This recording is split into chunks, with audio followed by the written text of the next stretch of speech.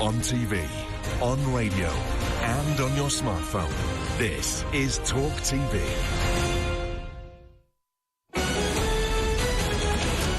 Talk TV News at 10. Good morning, I'm Zora Suleiman. An 18-year-old man has been charged with first-degree murder after at least 10 people were killed in a mass shooting in Buffalo, New York.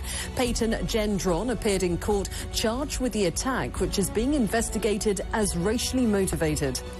It was described last night by the Erie County Sheriff as pure evil and a straight-up racially motivated hate crime. Witnesses describe bodies everywhere, people running from the supermarket screaming. And the alleged shooter, one further horrific element of what occurred is that the alleged gunman live-streamed what he was doing.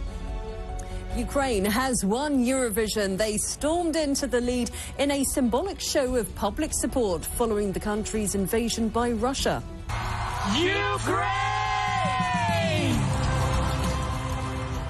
The winners, rap folk band Kalush Orchestra, picked up 631 points after the public round of voting. The UK's Sam Ryder finished second, Britain's best performance since 1998. The Foreign Secretary Liz Truss says the UK would welcome Sweden and Finland as new members if they join NATO.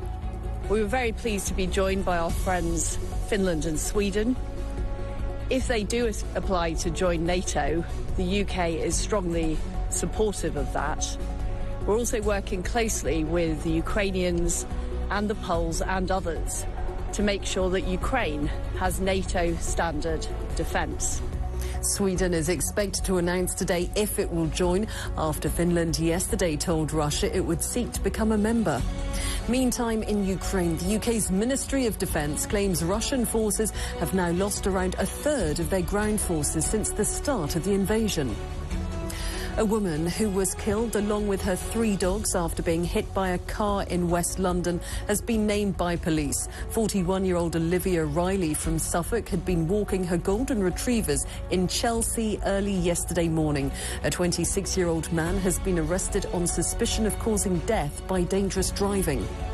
Despite threats of egg throwing, a statue of Margaret Thatcher is to be lowered into place today. The monument of the former Prime Minister, which cost £300,000, will be installed in her hometown of Grantham in Lincolnshire.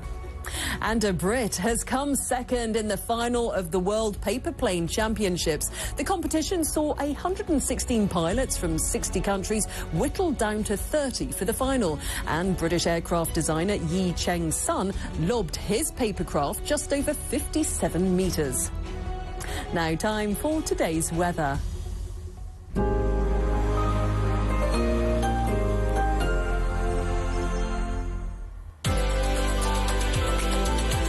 Trust us to take you there. Times Travel sponsors Talk TV Weather. It's a fairly muggy start to the day across the UK, with scattered showers moving slowly northwards. Some of the showers could be on the heavy and rather thundery side. Well, from midday across northern Scotland, it'll be mostly dry with some sunshine, but the risks of showers as well. This increases across the rest of Scotland, some heavy and perhaps thundery. Temperatures around 14 Celsius. Well, Northern Ireland will be fairly bright with some warm spells of sunshine, whilst Northern England will see a few showers. Moving south across the rest of England and Wales, a mixture of bright spells and scattered showers. However, most places will probably remain dry. Temperatures around 16 to 21 Celsius. Winds remaining light across the whole country. Sunny spells increasing through the rest of the day, but still a risk of a few heavy showers. Trust us to take you there. Times Travel sponsors Talk TV Weather.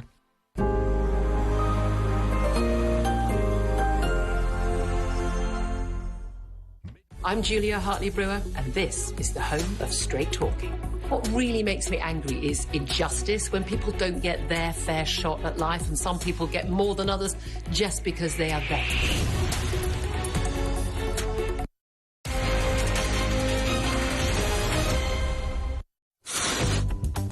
And a very good morning to one and all this Sunday morning. It's Tice Talk. It's just after 10 o'clock, and you are, of course, watching or listening to Talk TV here live from the Talk Radio studios. And as I look out the window, it's a little bit grey and overcast outside, but I have to tell you, the mood in the studio is bright, it's cheery. I'm excited because, yes, my beloved Liverpool won the FA Cup final yesterday. I was lucky enough to be there. It was just extraordinary, so tense. And of course, the United Kingdom, unbelievably, came second in Eurovision. Did you stay up? Did you watch it? It's quite extraordinary. We've got so much to talk about throughout the whole show. We're going to be talking about civil service strikes, working from home, crucial issues this week about Northern Ireland. And yes, we need to talk and sample trifle, the Queen's Jubilee trifle recipe. We'll be looking at that later in the show. We're going to be talking about waste of government spending, which drives me mad. The World Health Organization. What's all this talk about a pandemic treaty? We need to look at that. And of course, we'll get an update on the latest from Ukraine and NATO and the application from Finland and Sweden, whether or not they are going to join NATO. We also looked at, in order to talk about the other big story this week, cryptocurrency, the crash in the value of cryptocurrencies. What on earth is going on? And Sadiq Khan, yes, remember him? He's been in the US this week, and he's also been talking about drug reform in California. We'll be talking about that. So much to talk about. We may even need to eat into some of Trisha Goddard's show. We've got amazing guests, MPs, baronesses, lords, QCs, TV chefs, lieutenant generals. And my big question to all of you this morning, can you save 5%?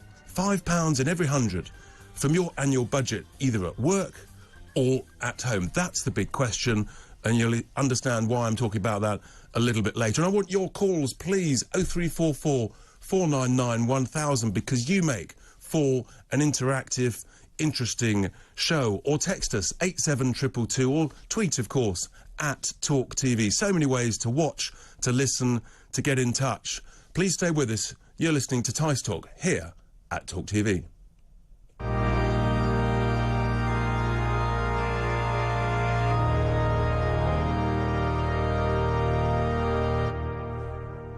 Yes, indeed, this is the moment for my Sunday sermon. And last week, I talked about what was going on in Tower Hamlets, and I'll be bringing you a bit of an update later, because I've learnt a lot throughout the course of this week on that.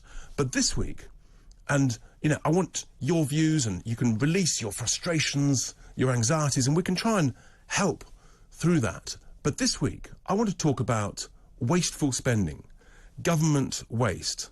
And I often say that we should be cutting taxes in order to ease the cost of living crisis and to grow our way out of this mess we're in. And many people say, well, how are you going to afford it? How are you going to pay for it? And very simply, there are two answers. Firstly, government finances are stronger than we're being told. But secondly, crucially, here's the other big thing that I want to talk about today and focus on. Government waste. Wasteful spending. It's legendary all over the place.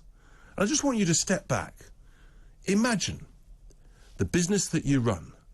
If your boss says to you, he's the owner and you're running the business, if he says to you, you've got to save 5%, £5 in every 100 out of the budget this year and next year, or you're going to lose your job, would you be able to do it? But, crucially, you can't diminish the quality of the service or the product that you're providing to your customers. Indeed, ideally, whilst you're saving money in the back office, you're actually making the product better. Do you think you can do it? Can you save £5 in 100? That's my big question to you today, particularly, of course, in business. If your nearest competitor is doing that, if he's beating you to it. So, if you've got a business and your cost base is, let's say, £100,000, could you save £5,000? And that's why I want you to call me. Yes or no? 0344 499 1000. Have you had a chat at home with your family, your partner, your friends? How are you going to save money? How much are you looking to try and save? Are you trying to save £5 in 100, or more, or less?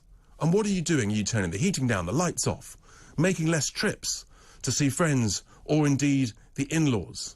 Let's be honest, that's probably the easiest saving of all, and everyone's a winner if you don't go and see the in-laws, but there we are. You're looking after every pound, because basically it's yours. Are you looking to save 5% or more? Now, when we come to the government, of course, the numbers are a bit larger. The government spends almost £1,000 billion every single year. That's about £1 trillion amongst friends. If you were in charge, could you save that 5%? So could you save £50 billion whilst keeping the frontline services at or better than they currently are? That's my big question. I believe that we can. I know we can. Good people, smart people, bright people could get it done. The question is, are civil servants capable of doing that? Do they view every amount of government spending as though they're spending their own money, when of course actually they're spending other people's money, they're spending our money? They should do, but I don't think they do. That is my point. I think good people coming in could save that money, and that would make such a difference. And one of the things that we need to look at, of course, is fraudulent spending within the government. The amount of furlough fraud that went on, legendary. And then, of course, there's the bounce-back loans, the fraudulent taking of these loans. I believe that the anti-fraud unit should be getting after them. I mean, it's not difficult. You look at all the new companies that were set up between April 2020 and December 21. Look at the accounts. Go and talk to all of the car dealerships for smart cars, fast cars. Find out who bought the cars, who bought them using company accounts. Likewise, any stockbrokers who took on new clients, new corporate clients in that period. What are the shares did they buy? Where did the money come from? This isn't that difficult, folks. This could be done. We'd quickly find out who are the fraudsters. And I think we should make it clear. There's a minimum jail term. And what do you think that should be? I think it should be at least 5 years in jail, first strike, unless you fess up and pay the money back. Because I think it's utterly deplorable. All these people who nicked our taxpayers' cash at the height of the COVID crisis. About 1,000 companies, I understand, took bounce-back loans that weren't even set up or trading in March 2020. It shouldn't be that difficult to get after them. But yet the government's already written off over £4 billion, and their minister in charge, Lord Agnew, he actually resigned because he said that the oversight of the scheme to recover monies was nothing short of woeful. He said the Treasury had no knowledge or little interest in the consequences of fraud. Well, the consequences of fraud, it's pretty obvious. It means taxes are going up, they're not coming down. And I want taxes to come down to ease the cost of living crisis. Government departments, their central estimate is that the fraudulent, wasteful spending during the COVID period, just from fraud alone, their central estimate is about £15 billion. That's more than the national insurance tax rise. Seriously? We could get after that. We could get that money back. And this, for me, this is one of the key two reasons why we can afford to cut taxes and levies, environmental levies on our energy bills, and to dramatically reduce the cost of living crisis. I mean, we've got to have a proper focus on cutting out that waste. I know all of you at home, you're cutting out unnecessary spending. You're cutting out the trips to the in-laws on a Sunday. And in business, at work, you're cutting out spending on behalf of your boss, your shareholders. So if you can cut 5% at home or at work, I believe we could cut 5% of government spending. That's real cash. Real, serious, hard-earned cash.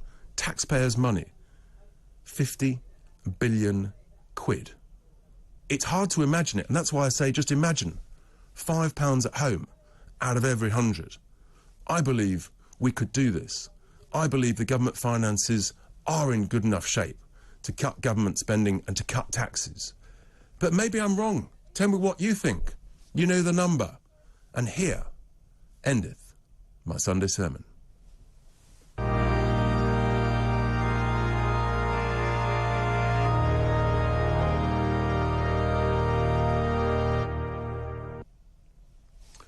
Well, there we are. You know the number, 0344 499 1000.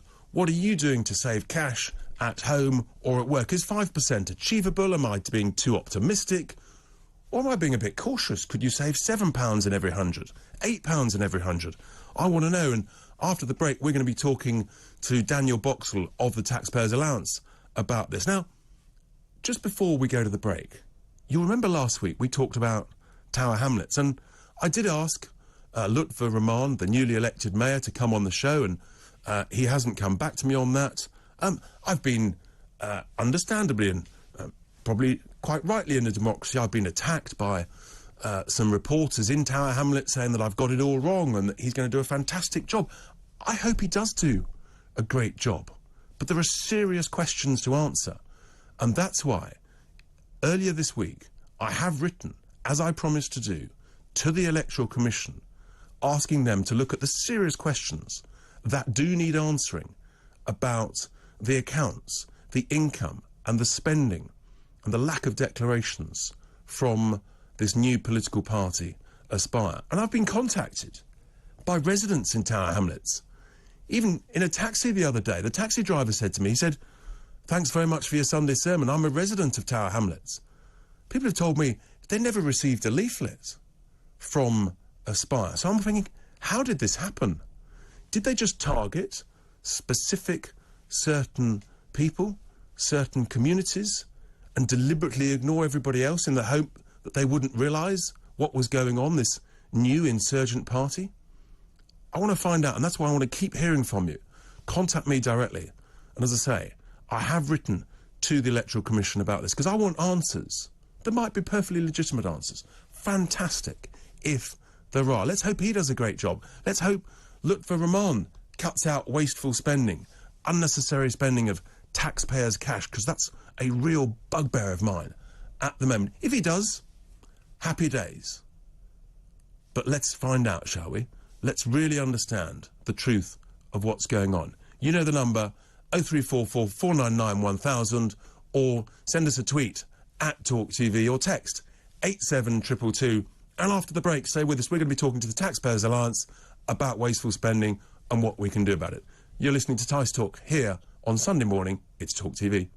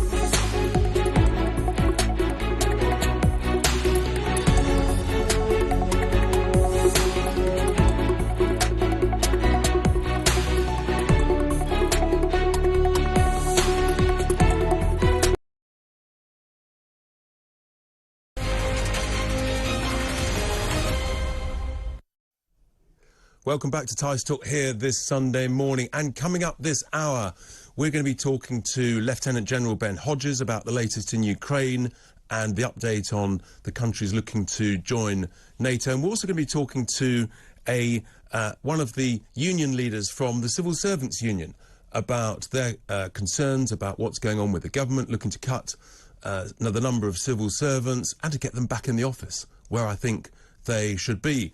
And in the third hour, you must not miss it, we have a world exclusive. We have Tonya Buxton coming into the studio with the latest, the most remarkable recipe for trifle, the Jubilee trifle, lemon and amaretti. It sounds delicious. That will be in the third hour of the show. Keep the calls coming in and the tweets. And Mark, he's tweeted in, just when you couldn't think that the start and the end of the Sunday sermon can't get any more cheesy, you just added some idents. Well, Mark, I'm sorry you didn't like that, but there we are. It takes everybody. Keep the thoughts coming in, whether you like it or don't like it. Angela, she says, MPs' expenses. Why do they have cheap meals in their restaurants, unlike the rest of us? Second homes, where their energy bills get paid. These MPs, they could save some money by staying in, for example, a travel lodge or a Premier Inn, like many other people do. I'm a great fan of Premier Inn. This would account to millions of pounds. Angela, you are so right. And talking about unnecessary, wasteful spending, which was, of course, the subject of my Sunday sermon, I'm delighted this morning to be joined from the Taxpayers Alliance by Daniel Boxall, because they are probably one of the foremost lobby groups that's looking across the United Kingdom at unnecessary, wasteful government spending. Daniel, a very good morning to you. Thanks for joining us this Sunday morning. How are you doing? I'm very well, thank you, Richard. Thank you for having me on the show. Well, thanks for sharing your thoughts. So, my Sunday sermon, I'm sort of saying, could we cut out, reasonably, 5% of government spending without impacting on frontline services? During the local elections just recently, I was campaigning on various streets, and you just hear legendary stories of daft decisions, absurd judgments, ridiculous spending, and yet you look around and there's potholes everywhere and you just feel that money is being spent in the wrong way. Do you think my 5% target, is that reasonable? Am I being unfair on the civil servants and the council leaders? No, I don't think it's unfair to expect that your money, taxpayers' money, goes towards what people's priorities are, and that is frontline services. And I think people have reached the end of their tether when it comes to the level of waste that we're seeing in government at the moment. And I think that's really been exacerbated by COVID as well. But I think you're right. There is a lot of waste in government, and we could do a lot more to cut it out. I mean, we found, I think it was 2 years ago, over £5 billion worth of waste just in 1 year. And that was just one project. We've got a small team. We're doing this every day. But imagine how much waste they could cut out if they dedicated a whole section of the civil service just to cracking down on waste. And to be fair to the government, the Chancellor has said that he does want to cut about £5.5 billion worth of waste over the next 2 or 3 years. So they are making a good start on this. That's a drop in the ocean. I mean, that's nothing. £5 billion, that over 3 years, that's whatever that is, about 1.6, 1.7 billion a year. I'm looking for 50 billion. I'm looking for, proper savings. And they've got an anti-fraud unit, but I talked about it a couple of weeks ago. They haven't even got any proper experts in there. I just don't think it'd be that difficult. Yeah, you're absolutely right. And we've seen reports that, the anti-fraud unit is staffed with, I think it was the term novices was used. So it is quite concerning that, people that are supposed to be cracking down on people that fiddled the system when the rest of us were worried about our families and our jobs. And, we were really worried. It was a national crisis. People were fiddling the system, and we're just letting them get away scot-free. So the government really needs to crack down on the fraudsters and really teach them a lesson so that this doesn't happen again in future. And I think they could be doing a lot more to tackle that. I mean, it really doesn't seem that challenging. You look at I talked about 1,000 companies that were set up at or just after the start of the pandemic, when everybody we're all cooped up in our homes, sort of unprecedented, not knowing what on earth's going on. And, people suddenly setting up lots of new companies, many of them from the same registered address, and then drawing down the bank loans. This wouldn't be that difficult to chase after them. And yet the government's own minister resigned because he didn't think they were taking it seriously enough. Yeah, it's shocking, and the scale of this is absolutely enormous. I mean, I think you mentioned earlier, the PAC, the Public Accounts Committee, they estimated that the total loss to COVID fraud was about £15 billion. That's a huge amount of money. Imagine what we could do with that. I mean, £5 billion alone would bring the income tax cut that the Chancellor's got planned for 2024. They could bring that forward and implement that now and really help people with the cost of living crisis. So there is a lot that the government could be doing to really help people, you know, as we come out of COVID and try and make the economy grow, which is what we really need right now, and help people with their cost of living. But they don't seem to be that interested. They just seem to be worried about, you know, how they're going to spend more money on the NHS, or how they're going to spend more money here and there. And, you know, we can't fix every problem with just throwing more money at it. We really need to look at public services more generally and how we can reform them and make them better so that they're really delivering for taxpayers and providing value for money, which is absolutely crucial. Danielle, you're so right. Thank you so much for those thoughts. I just think that it's lazy, that it's just sort of indolent, just to assume that you just keep raising taxes and the taxpayer will cough up and pay to the highest level for 70 years. That was Danielle Boxall, the spokesperson for the Taxpayers Alliance, with her thoughts that chime with mine, that actually we could save real cash, and therefore that makes it even easier to cut taxes and to grow away out of this crisis. But let's take the first call of the morning from Ipswich, where Gary is patiently waiting. Morning, Gary. Hello, Richard. Nice to speak to you. And to you too. What are your thoughts? What are you with me on this cutting the waste, or are you phoning on something else? Well, I've got this thing at the moment about the public sector is not fit for purpose, and that they seem to treat our money as if it grows on trees, and it should be the other way around. They should treat every pound, even every penny, as sacred, you know. But absolutely. The thing that sort of got me this morning was reading about a £20 million house they're going to buy in New York for entertaining, and I know it's probably a two-way thing here. There's probably reasoning behind this, but isn't this what we've got embassies for in these large cities?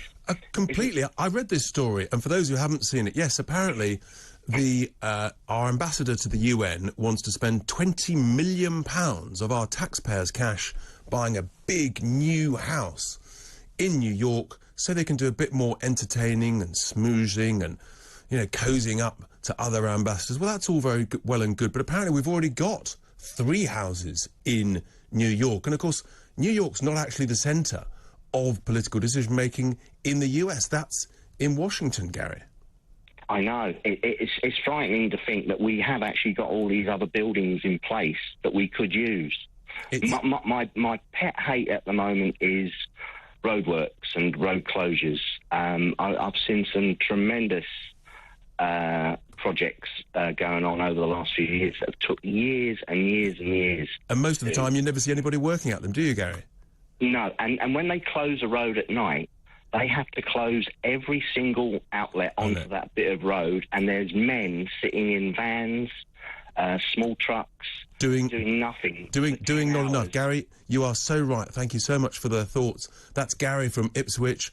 He's not happy with government spending, where it's going, and nor am I. But I want your thoughts, your calls. Coming up after the break, we're going to be talking about Ukraine, Russia, what's going on with applicants for NATO, with Lieutenant General Ben Hodges. Stay with us. You're listening to Tice Talk here at the home of common sense. It is, of course, Talk TV.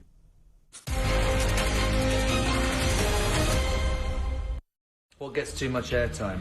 Bland, beige, unopinionated dross. I think the British public wants to be able to be of an opinion, want to be able to be involved. That's the great thing for me about Talk TV. People will be able to get involved. I just think that we misjudge the British public if we tell them the whole time what they should be thinking. I am sick and tired of watching television that tells you what you should be thinking, talks at you rather than with you.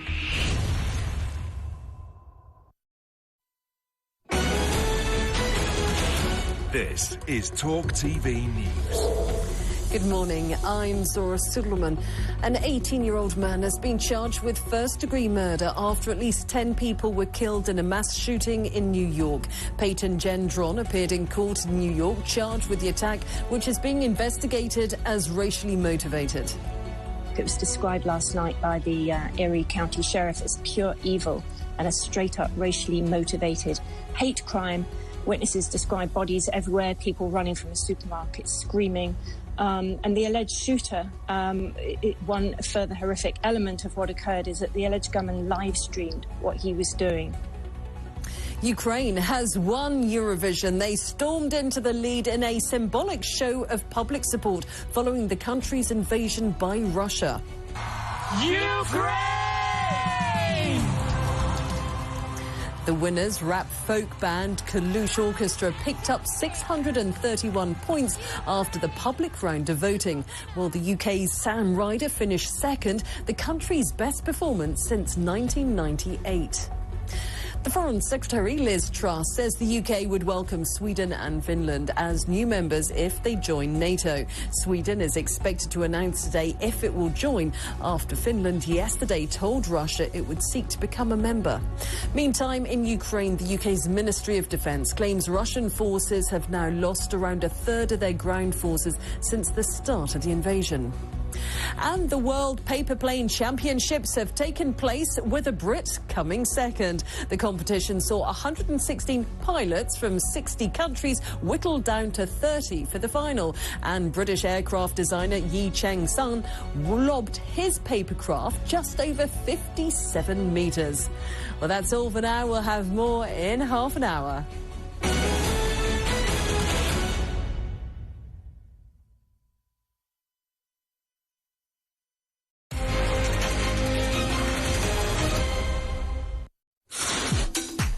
Welcome back to Tice Talk this Sunday morning. We've been talking in the first hour of the show about wasteful government spending, how we can cut it. And I want your thoughts. What are you doing to cut spending at work or at home? And is my £5 and 100, my 5% figure, is that ambitious or is that a bit cautious? I want your thoughts, your views on that. Now, we, of course, have got to talk about the big geopolitical, the big international story that is ongoing, day after day, week after week, and I fear month after month, which of course is the war in Ukraine and the implications on other nations as even former neutral countries like Finland, like Sweden, start to really question whether actually they should stay neutral or actually now, after decades of remaining neutral, look to apply to join NATO.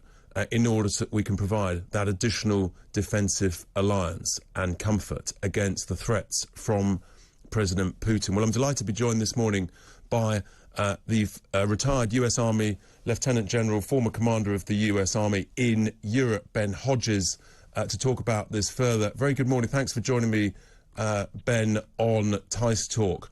So, the war is inevitably ongoing.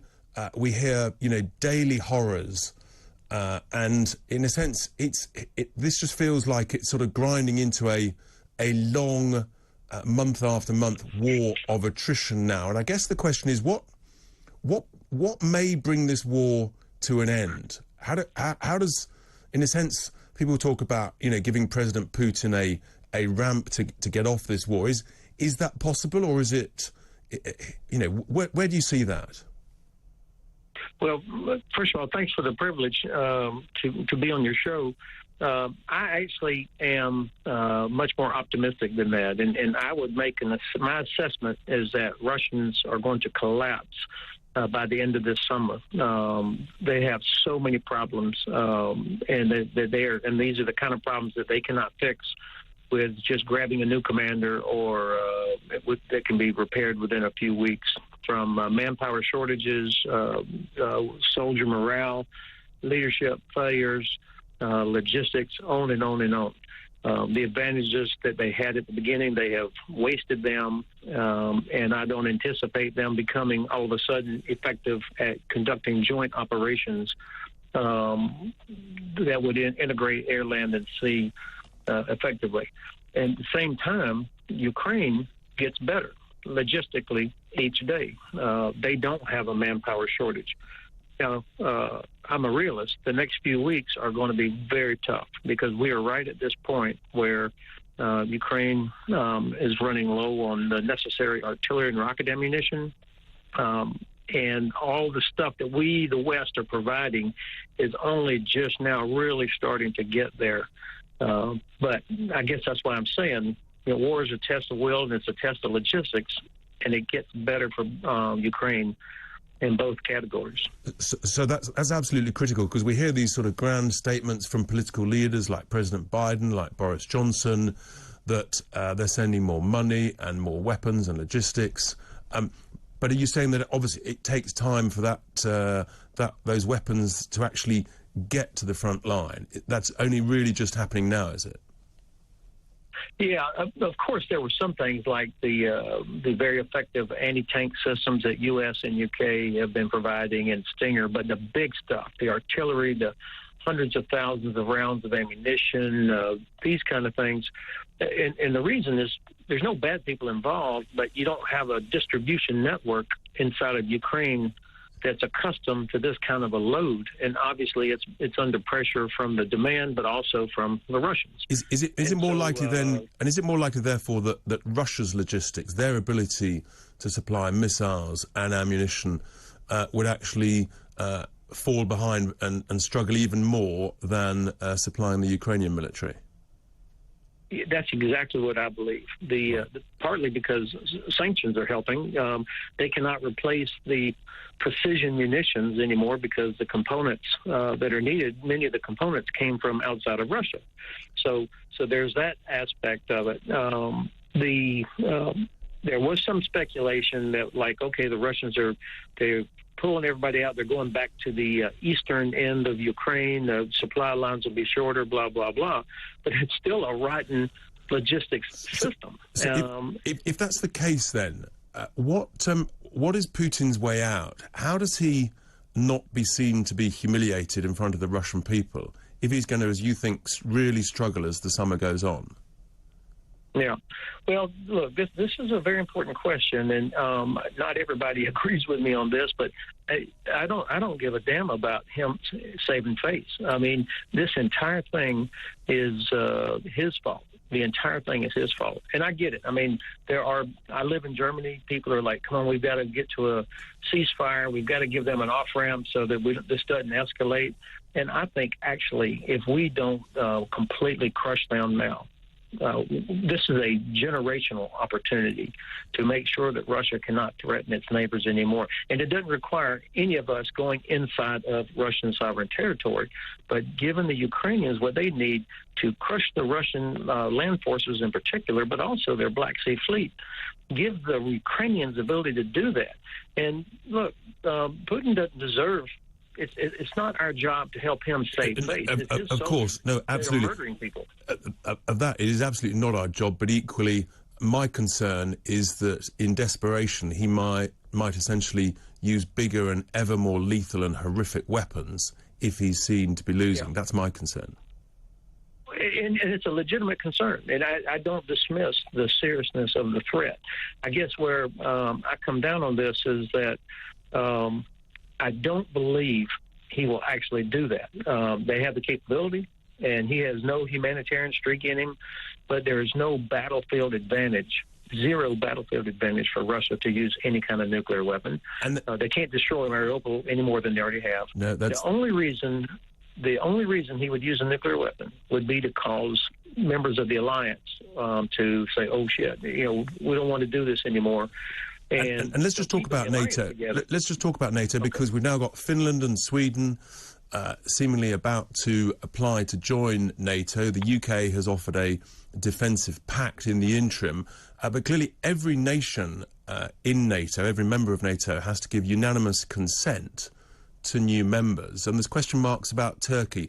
Are they just sort of negotiating for various sort of benefits, do you think? Yeah, I think that the two things. Turkey, I lived in Izmir for 2 years when I was in NATO Land Commander. There already signals are that they will not block Finland or Sweden coming in, but they have legitimate concerns about PKK. And so President Erdogan, I don't defend bad things they've done, but, as a leader of a allied country, he wants to make sure his concerns are addressed. And I think this also might be a way to perhaps accelerate decision by the United States to deliver F-16s that Turkey has asked for. Right. So okay. So it's I put it in that category. Okay. Interesting. So it's a negotiating strategy for various other things Turkey is looking for. Former commander of the U.S. Army in Europe, Ben Hodges, thank you so much for those thoughts on Ukraine, on Russia, on President Putin. Coming up after the break, we're going to be coming back home to talk about civil servants and the plans to reduce their number announced this week by the government, and indeed to get them back in the office. I'd quite like that. What are your thoughts? Anyway, stay with us. It's Tice Talk. It is, of course, Talk TV.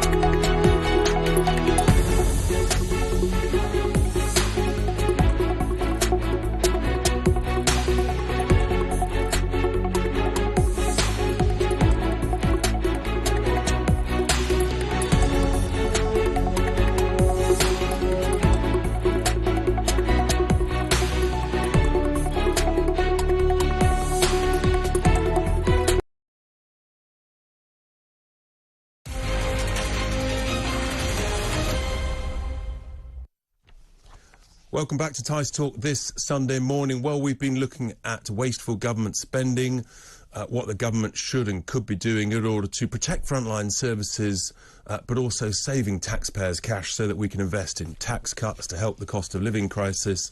I think that's really, really important. And essentially, we want civil servants to help really save that money and to play their part and essentially to treat taxpayers' money as though it's sort of almost like it was their own, in terms of, you know, if this is your home budget and you need to save £5 in 100, then how would you do it? Could you do it? And I just don't think the civil servants are doing that. I'm sure that's a generalisation, and some are. And I do think that it would be better if they were back in the office for the majority of the week. But it seems that many parts of the civil service are resisting this. And so I'm delighted now to be joined by the Assistant General Secretary at the Civil Servants Union, the FDA, Stephen Littlewood, to discuss this, because they've got conferences. And look, I understand the point that this is a matter of debate. What's the best win-win solution? And I'm not saying that we've got to be like dinosaurs, you know, reverting to the office 5 days a week. But I do think there's a win-win somewhere in the middle, or sort of 4 days a week and 1 day a week at home. Stephen, very good morning. Thanks for joining Tice Talk to review this. So this is obviously a huge debate within the civil service, and seemingly lots of resistance to going back to the office. And then you had the government's announcement that they'd like to return the number of civil servants back to 2016 levels, which would require a reduction of sort of numbers banded around of give or take 90,000. Firstly, working from home, what's the real problem with going back to the office 4 days a week for most civil servants? Well, I wish you'd been at our conference last Thursday, Richard, because I think you would have agreed with a lot of debate based on what you've just said, because we are not absolutists about this. We're not saying everybody should be at home every day. We recognise there are some things better done in the office, and you've absolutely nailed it. It's a win-win. What we're looking for is a sensible, balanced approach. Hybrid working. That's what the private sector has embraced. So we've seen businesses like Deloitte downscaling their estates and Lloyd closing an office because they don't need as many desks, because people are doing a blended approach. They're doing hybrid working. And that's all we're asking for. I mean, it's talking about dinosaurs. I'm afraid it's ministers who have been the dinosaurs in this situation and seemingly insistent on civil servants being back at their desk for the vast majority of the time. I mean, we saw in the Telegraph yesterday that Jacob Rees-Mogg doesn't even have a computer in his office. He has a box of Cadbury's cream eggs instead, apparently. So it's not a surprise that he doesn't understand how a modern workforce operates. I know that this is the home of common sense, and hybrid working is the new common sense. But here's the thing. There are, from what I'm understanding, there are far too many departments where there's only 10 or 20% of the people, civil servants, in the office at all during the week. And that, for me, is the wrong side of the balance. That's 1 day a week in the office, not 4 days a week in the office. Although this debate has become very Whitehall-centric, I mean, those figures are taken from the headquarters. So if you look at a department like DWP, so I can't remember exactly what the attendance figures are for their head office, but most DWP staff are based outside of London. They're based in job centres, they're based in call centres. They're going in the office every day, into their workplace every day, providing frontline services to people. So I think there's a bit of a skewed approach to some of these figures. If the government thinks that those estates aren't being used and that they could reduce, let's have a conversation about that. We're not averse to that. I think if there's a different approach on estates necessary because of hybrid working, let's have the discussion, but stop the silly attacks and the headlines. Well, I mean, you talk about silly attacks. It was a very polite note that Jacob Rees-Mogg left on various people's desks saying, sorry you weren't here, hope to see you soon. Couldn't have been more polite, could he? Well, I think it was rather supercilious rather than polite. I mean, his attacks on civil servants in the paper on Saturday and Sunday, calling them lazy, saying that he thinks that they only work from home 3 days a week, saying that he doesn't believe that they do the work that they're saying, that's not polite at all. That is incredibly damaging to the civil service. If it wants to attract people, who would want to come and work for an organisation where you've got people taking your names in the office, you've got ministers attacking you? Well, no, it's not unreasonable. It happens in the private sector for bosses to essentially to motivate the teams, but also to expect performance and accountability, particularly when you're spending taxpayers' cash. And ultimately, it's down to the productivity. And my concern is that productivity in many parts of the public sector is diminishing. It's reducing. You've only got to look at examples, the DVLA, passport offices, try and get HMRC to pick up the phone. I'm concerned that COVID is being used as an excuse now for productivity reductions. Well, you do have to motivate staff, and I don't think leaving passive-aggressive notes for them is how you motivate staff. I mean, coming on to this issue of the Passports Office, HMRC, I mean, those are resourcing issues. So I agree with you, COVID is being used as an excuse. The excuse is the government is saying, well, it's COVID, why there's a huge backlog in the justice sector. It's working from home after COVID, which is why there are problems with the Passport Office. It's not. It's all about resourcing. So you're not going to achieve the improved services by slashing slashing numbers by 20%, which is what was proposed the other day. But actually, if you go back to 2016, we've now got 91,000 more civil servants to deal firstly with Brexit and then COVID. But it seems to me, if you compare productivity now compared to back in 2016, I would say, and I think many would say, and I appreciate I'm generalising, that actually productivity is a lot worse and a lot less than it was, and much of that may be working from home. Well, there's a wider debate about productivity in the economy. I don't think there are any hard figures on productivity in the civil service, but we would welcome a look into that, because there is evidence from the LSE that productivity improves when people work from home, and there's lots of work being done by CIPD and various professional organisations about the productivity gains that can be had from a hybrid working approach. So I don't agree that working from home has a knock-on effect on productivity. I think what we need to be looking at is looking at what are the services that are being delivered, and you've been talking about this. How can we improve them being delivered? That's a conversation that we're always welcome to having. I mean, you talked very sensibly earlier about extra revenue can be brought in by cracking down on fraud. Well, how are you going to do that? By slashing the Serious Fraud Office by 20%, the Crown Prosecution Service by 20%, by HMRC by 20%. I think we need to have a proper conversation about what does a modern workforce look like and how the civil service can deliver. But cheap headlines about slash and burn, getting rid of staff, you're not going to achieve that with that. Well, interesting, just whilst you've been on, Stephen, I've got a tweet here from, I think it's Leo, who says, I know we need to balance the books, Richard, but I'm concerned that sacking these civil servants will lead to lower regulatory standards, which will have real-world consequences.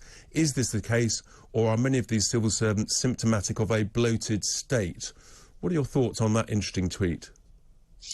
Well, I think we do. I think potentially, if you reduce civil servants, that will have a knock-on effect. Of course it will. So what we've said to the government is, if you're going to lose 91,000 jobs, where are they coming from? Ultimately, if the government wants to slash the civil service by 20%, they can do. That is the prerogative of the government. I don't decide the size of the civil service. But what they have to do is match their responsibilities to the size of the civil service. So they're going to they can't deliver what they're delivering now with 20% less staff. So what is it they're going to cut? And Stephen, just finally, you know, a number of people have said, well, if you're not coming into your office in central London, then the London waiting allowance, which was there essentially to deal with higher London costs and travelling into London, that could be deducted. How are your members viewing that? If they're working from home 4 days a week, are they quite happy to accept that should be cut?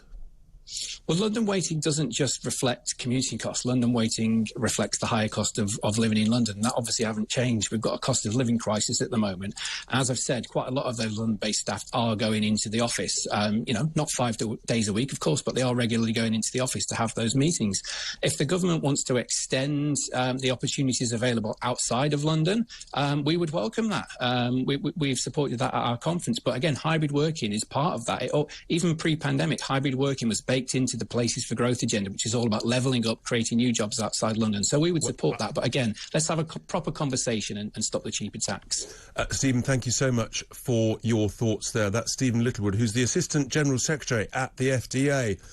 Send us a tweet or call me with your thoughts on that. I've just read out one there. I think it's Max says, the civil service are not in the private sector. It's quite simple, return to work or get to sack. I think the point is they are at work, but they're claiming that they're at work at home. And are they as productive or not? My concern is that productivity has collapsed. The tweet goes on, you work for any given government and do not dictate things. Alan is in North Yorkshire. Morning, Alan. What are your thoughts on this? Morning. The thing about it is, with wages, when you have wage negotiations and you start talking percentages, the higher the wage, the bigger the bigger the amount that's concerned. And nobody seems to talk about some people getting enormous rises and the poor people are getting very small rises because they're all getting, say, 3%. And I work with Nato. I was a chairman of the wage negotiating committee. And quite honestly, I was in textiles and it finished up, you're talking, they're giving them 3%. And 3% was such a low amount because textiles weren't a very highly paid industry. Indeed, Ellen, but the good news is that the minimum wage has increased, and actually, wages, we saw it for many of the lower paid workers have been increasing quite rapidly, partly as a function of Brexit, which I'm delighted about, and various other reasons. So, I mean, there is some good news out there in terms of the increase in lower wages, isn't there? Yeah, there is. There is. I mean, I've been retired now. I'm in my early 80s, and I'm talking quite a few years ago. And there has been some movement, I will agree. But I still get round to the fact that folk talk about percentage rises when if you're on a big wage, the percentage, it doesn't seem fair that the rich are getting richer and the poor are getting left behind. Oh, that is absolutely right, and that's why we've got to be cutting taxes for the lowest paid and for small businesses to create some growth and higher wages. Yeah, I mean, I can't say I was on the same wavelength as Edward Heath was, but Edward Heath, 1 year, years ago, he gave everybody a £6 rise. Now, this was millionaires, and this was people who were on basic wages, very low basic wages, and £6 was quite a lot of money in those days. That would have been a lot. Well, Alan, you're quite right. We've got to grow the economy, and that's how you get higher wages, particularly for the lowest paid. Thank you for that. That was Alan in Yorkshire. Coming up after the break, we're going to be talking about the crucial week ahead with regard to Northern Ireland, the protocol. The Prime Minister is going to Northern Ireland tomorrow. So I'll be talking to Baroness Kate Hoey with her thoughts on what needs to be done. Stay with us. Don't go anywhere. You're listening to Tice Talk here at the home of common sense. It is Talk TV.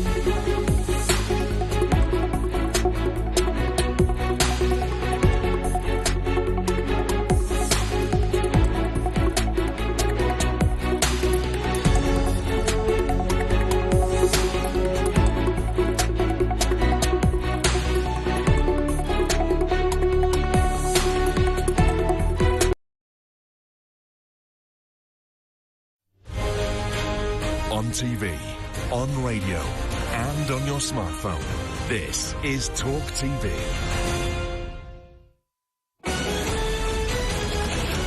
Talk TV News at 11. Good morning, I'm Zora Suleiman. An 18-year-old man has been charged with first-degree murder after at least 10 people were killed in a mass shooting in Buffalo, New York. Peyton Gendron appeared in court, charged with the attack, which has been investigated as racially motivated.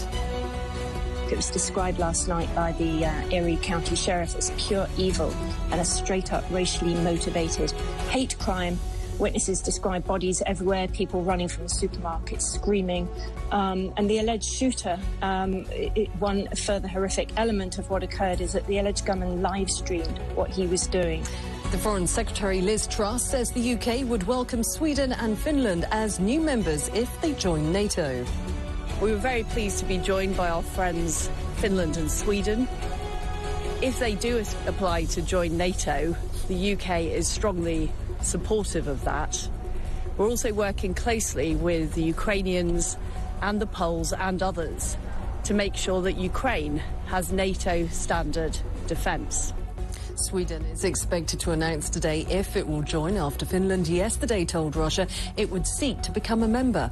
Meanwhile, in Ukraine, the UK's Ministry of Defence claims Russian forces have now lost around a third of their ground forces since the start of the invasion.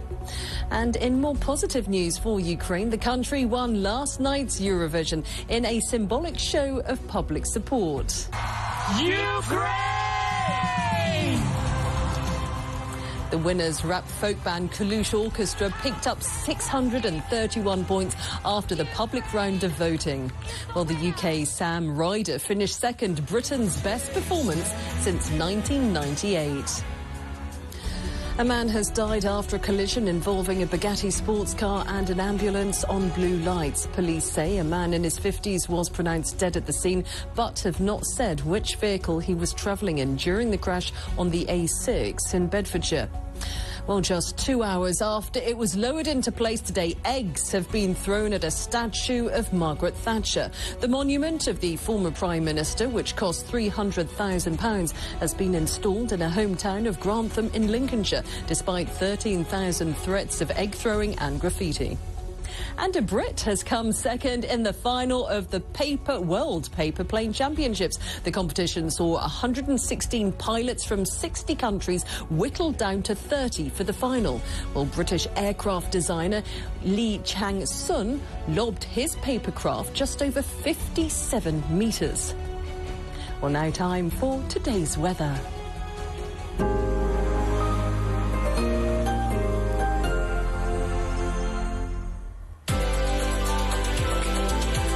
Trust us to take you there. Times Travel sponsors Talk TV Weather.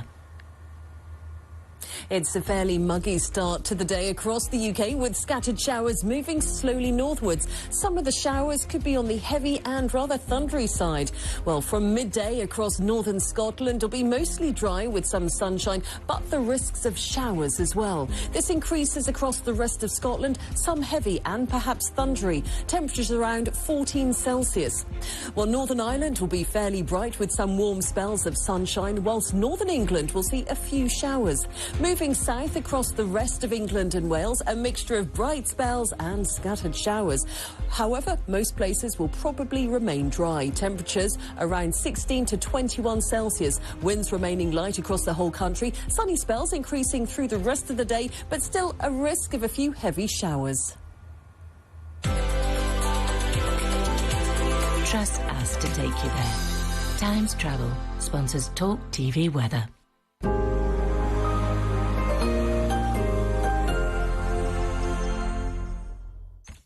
I'm Julia Hartley-Brewer, and this is the home of straight talking. What really makes me angry is injustice, when people don't get their fair shot at life, and some people get more than others just because they are there.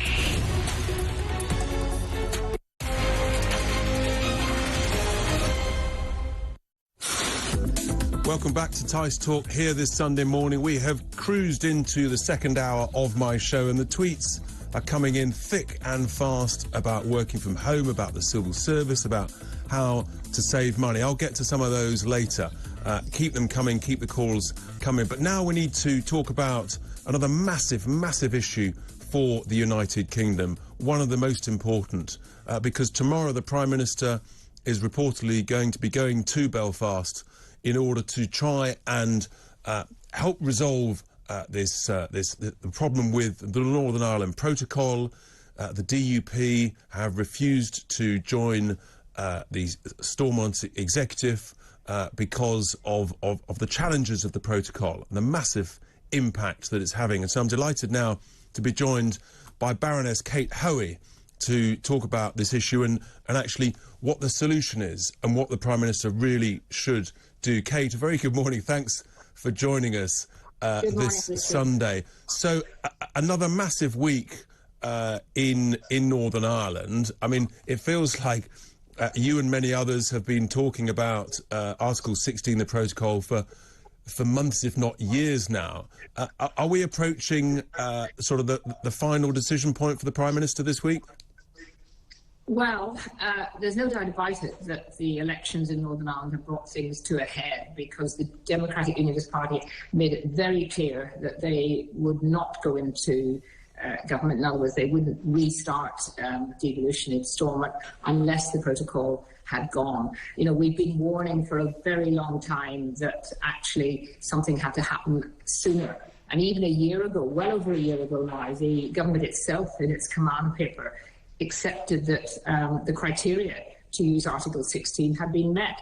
But of course, they didn't do it then. They kept saying, oh, we'll talk a little bit more, have a little bit more negotiations.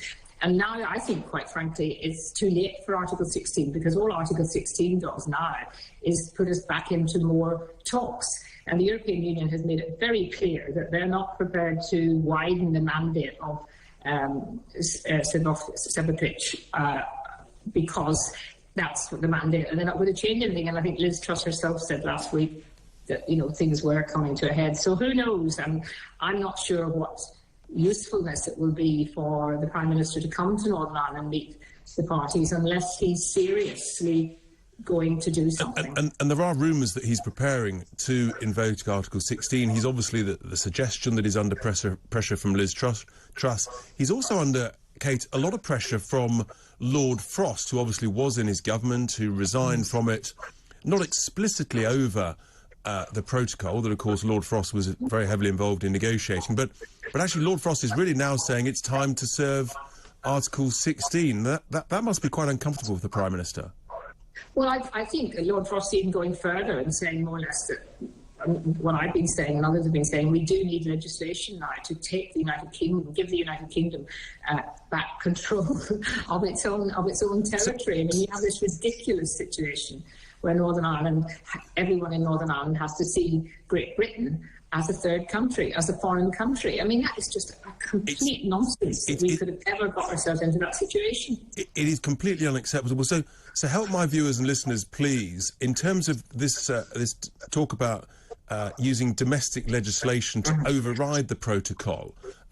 How does that work, and how long would it take? I mean, if it takes another year to put the legislation in place, that's too long. Well, of course, there are grace periods at the moment, and those are stopping some of the worst excesses of the protocol coming in. And I think it would be useful for the Prime Minister to make it quite clear that we're not going back to any of those issues that have been stopped already. You know, the issues of pets being able to come to Northern Ireland without having to go through all the bureaucracy of the EU rules. And I think the law, you're absolutely right. I mean, there is no way that some of the House of Lords are going to let through any kind of change to legislation that takes back the United Kingdom having control. But the government, of course, can be forced that through if they really want to. We've been there before. We had the Internal Market Bill, which had a section in it which would have said legally that the United Kingdom were responsible for internal markets between Great Britain and Northern Ireland. And then at the last minute, because of the pressure from various people, particularly in the House of Lords, that this would be breaking an international agreement, that they withdrew it. Well, now we've seen the Attorney General has now given her ruling that it's not breaking an international law. And remember, the Belfast Good Friday Agreement is an international law. So you've got two international laws that the way the protocol has been implemented by the European Union in a much, much more draconian way than I think anyone ever thought they would, that is now at conflict with the international law of the Belfast Agreement, because the Belfast Agreement is being broken, has been broken by the consent principle going, the cross-community consent has gone, and the whole question of free internal trade between parts of the United Kingdom in the active union. All of that is now being threatened, and so something has to happen. And I think it's very sad, really, that the media in particular, and some journalists in particular, only take an interest in Northern Ireland when there's a kind of crisis. We saw this crisis coming because the election was bound to throw up a divide. And it would have happened whether, yes, of course, the DUP lost 3 seats, where one had already left to be an independent.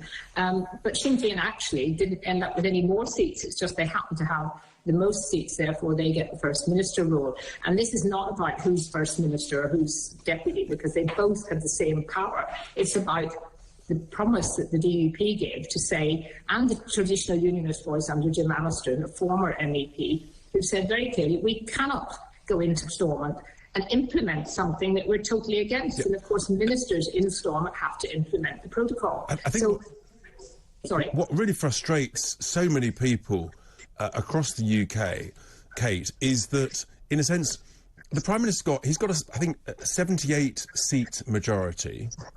He was elected to get Brexit done, and in a sense, he got Brexit part done, except he left Northern Ireland behind. So actually, he's got a mandate to essentially recover Northern Ireland to where it should be, which is a full member of the United Kingdom, not a part-time member, which is what I think many people feel it is. And yet the House of Lords wants to try and unstop this and reject this. I mean, if they can pass COVID legislation in a matter of days, why can't they pass important, crucial legislation that protects the union also?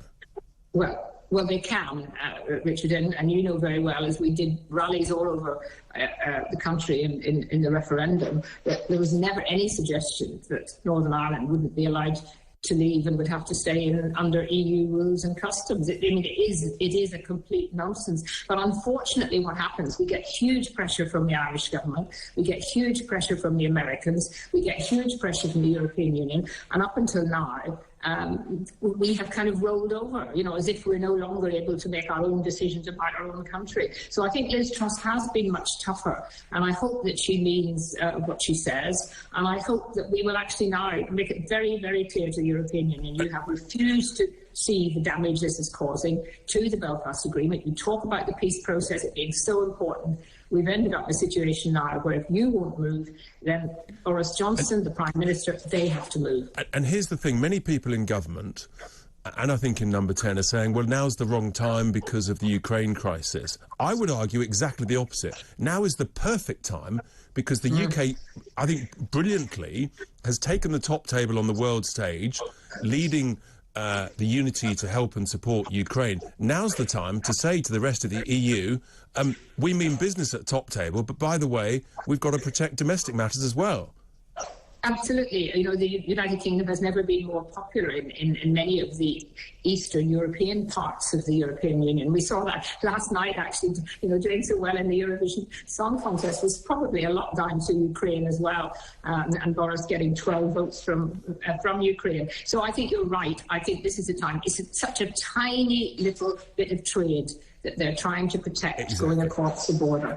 Tiny little bit of trade. It's minuscule in the overall scale of the problems facing the world, and it just seems a nonsense. And a lot of it's political posturing, particularly by the Irish government. Kate, thank you so much indeed for your thoughts. I think it's a nonsense. I also think that it is political posturing, and I think that the Prime Minister has got to get tough and sort this out once and for all. Thank you so much to Baroness Hoey, who's a life peer, for her thoughts on the Northern Ireland Protocol. We're going to be taking your calls and your tweets. Don't hold back, send them forwards. Interesting tweets here, variety of tweets, but one from Chloe who says, my son's an MOD civil servant. He wants to get back to the office, except his managers won't open the office as they're saving money on maintenance. What do you think of that? I'm not sure. We're going to head down to Bournemouth, where Trevor has been patiently waiting. Hi, Trevor. Hello, good morning. Morning. What are your thoughts? Well, first of all, to work from home, you have to be very disciplined and very focused. Now, people in offices, the managers of people in offices, also have problems keeping their employees focused and disciplined. So at home, it becomes far, far worse. So I don't believe in this working for home business.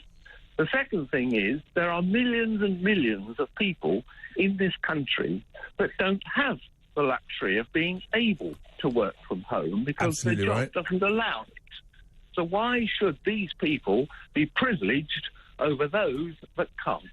No, it's a really good question, Trevor. It's why I asked the union representative, Stephen Littlewood, about whether actually some of those civil servants would take a pay cut to reflect the fact they weren't incurring the costs of going into cities, the London waiting. He didn't actually completely reject the idea, to be honest. No, but I don't. I think that's a side issue. I don't think this working from home, it only started because of COVID, and it was allowed then. It should be now abolished. People go to work, not sit at home trying to work or going to the fridge, as Boris would say, and be diverted with various other things, phone calls from friends or babies crying or all sorts of things that can divert you from what you're supposed to be doing if you're at home. It's nonsense. Trevor, thank you very much for your thoughts. That's Trevor in Bournemouth. He is not a fan of working from home. He thinks it's a nonsense. Let's look at some of the other tweets we've just had in. Luke says, civil service, we worked from home for 2 years during COVID and productivity did not drop. Really, Luke? Check out the number of vacancies they cannot recruit. Check out the number of contractors they are hiring. Different budget. We also do not have enough desk space. Well, there's plenty of empty desks in central London. That is for sure. I think productivity did drop, without question. People in business I know trying to get people back in the office. They absolutely are certain that productivity has dropped. But tell me your thoughts in your business. Has productivity stayed the same if people are working from home? Or has it dropped, or has it got better? Unbelievably. You're listening to Tice Talk here on Talk TV.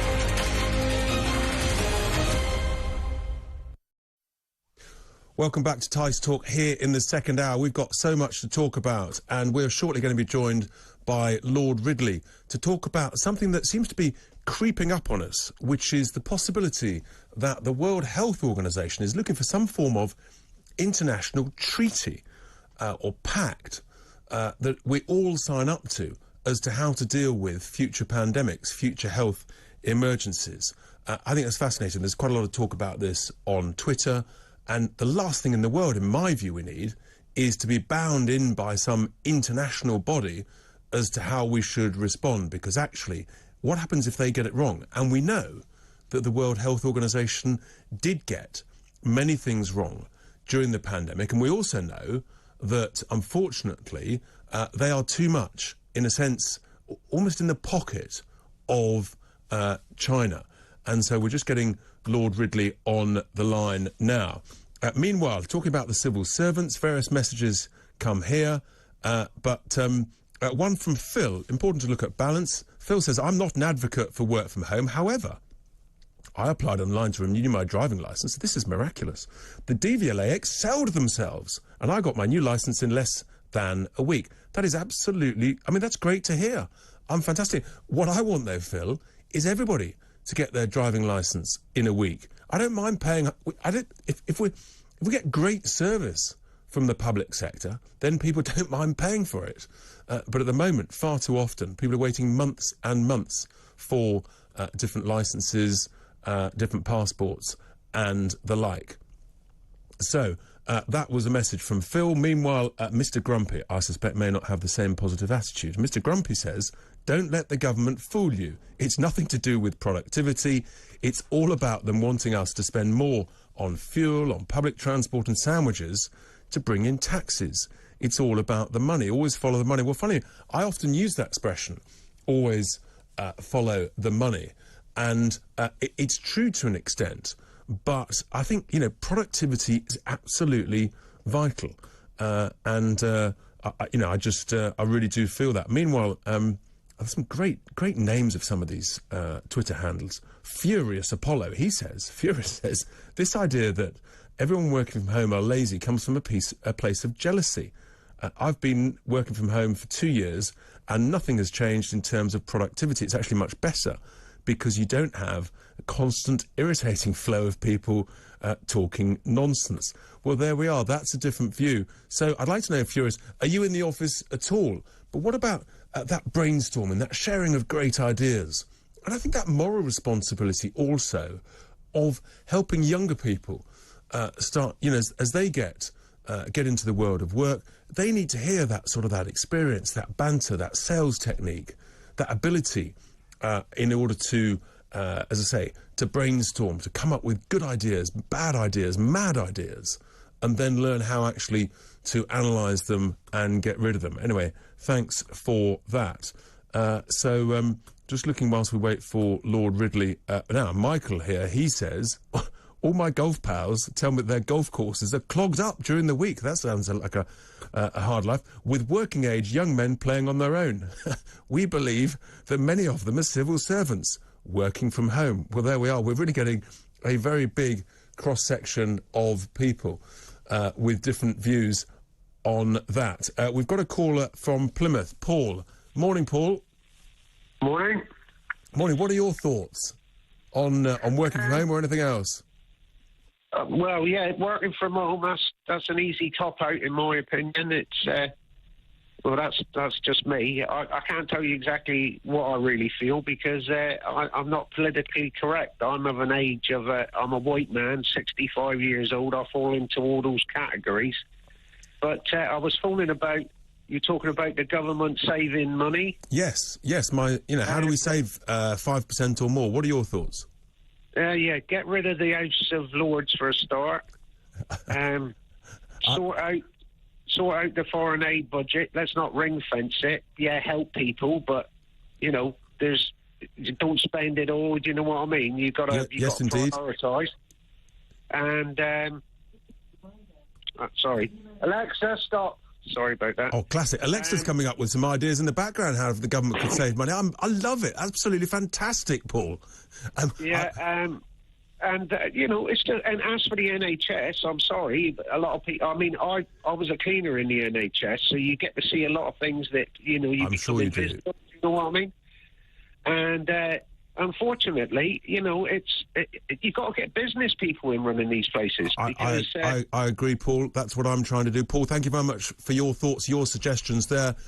We're going to go now. That was Paul in Plymouth with a couple of great ideas, how to save money, one of which would be to abolish the House of Lords, but not before. We can't abolish the House of Lords before the great Lord Ridley sorts out many things. He is on the line now to talk about the WHO pandemic accord that's being looked at. Lord Ridley, very good morning to you. I'm sorry my previous caller wants to abolish you, but there we are. No, I've abolished myself. I've retired. I retired from the House of Lords last December. Indeed, there we are. So you're playing your part to save money. But importantly, you wrote a fantastic article in today's Sunday Telegraph on this WHO pandemic pact. And the headline, you said, a WHO pandemic pact would leave the world at China's mercy. What could you help my listeners? Because this is a new thing and it's clearly very topical. Yes, so the World Health Assembly is meeting next week. That's the annual meeting of all the 194 countries that are allowed to be in the World Health Organization. One country is not, that's Taiwan. Guess why? One of the things on the agenda is to have a pact among all these countries, an accord, if you like, but not a treaty, because if it was a treaty, it would have to get approved by the US Senate by a 2/3 majority, and that's not likely to happen. But it will effectively have many of the powers under international law of a treaty, and it would allow the WHO to force countries to do things in the event of a pandemic, like locking down, like mandating vaccines and so on, some of which are good, some of which I think are less good. But, the worry is the lack of accountability of the World Health Organization. We don't have any way of deselecting its members, and its track record. And its track record in this pandemic is not good. It apologized for China, effectively, in the first month or two, saying China was being transparent when it wasn't. It was being the opposite, saying that there was the Chinese were right to say there was no human-to-human transmission. It said that right up until the middle of January, when healthcare workers in Wuhan were already falling sick after handling patients and so on. And then it mounted a Potemkin investigation, that is to say a fake investigation, not a fake, but an inadequate investigation into the origin of the virus, which effectively stopped the rest of the world looking into that problem, in my view, for a long time. But it came to really ridiculous results when it endorsed a Chinese theory that it reached Wuhan on frozen seafood from somewhere else in the world. So the World Health Organization track record is poor, therefore giving them the power to force rules and regs on the rest of us is a mistake. And their assembly meeting this week doesn't intend to look into the question of how we stop labs doing dangerous experiments with virus, which might well have been the cause of this one. Lord Ridley, we're going to go to a break fairly shortly, and I hope that you can stay with me just to talk about this a little longer after the break. But just before the break, my question is, who's driving this process? Who's driving this request for this accord, this pact? Well, I think the World Health Organization itself. I mean, the thing to remember about all agencies, I think, is that although they try and do what they're supposed to do on the tin, what it says they do on the tin, actually their main motivation is to grow their budgets, increase their remits, and increase their power. Lord Ridley, stay with us, because this is such an important topic. I want to come back to it after the break. You're listening to Tice Talk here on Talk TV.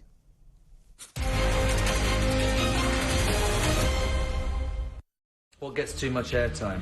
Bland, beige, unopinionated dross. I think the British public want to be able to be of an opinion, want to be able to be involved. That's the great thing for me about Talk TV. People will be able to get involved. I just think that we misjudge the British public if we tell them the whole time what they should be thinking. I am sick and tired of watching television that tells you what you should be thinking, talks at you rather than with you. This is Talk TV News. Good morning, I'm Zora Suleiman. Finland has confirmed it will apply for NATO membership. Finland's president says the move will maximise the country's security, despite Vladimir Putin warning yesterday it would be a mistake. Meanwhile, Sweden is expected to announce today if it will join.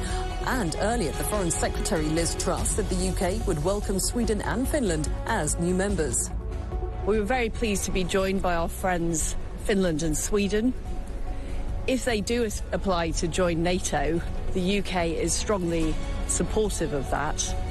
We're also working closely with the Ukrainians and the Poles and others to make sure that Ukraine has NATO standard defence.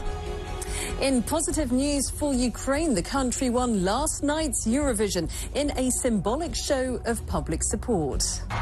Ukraine! The winners, rap folk band Kalush Orchestra, picked up 631 points after the public round of voting. Well, the UK's Sam Ryder finished second, Britain's best performance since 1998. An 18-year-old man has been charged with first-degree murder after at least 10 people were killed in a mass shooting in Buffalo, New York. Peyton Gendron appeared in court charged with the attack, which is being investigated as racially motivated. And just 2 hours after it was lowered into place today, eggs have been thrown at a statue of Margaret Thatcher. The monument of the former Prime Minister has been installed in her hometown of Grantham in Lincolnshire, despite 13,000 threats of egg throwing and graffiti. Well, that's all for now. We'll have more in half an hour.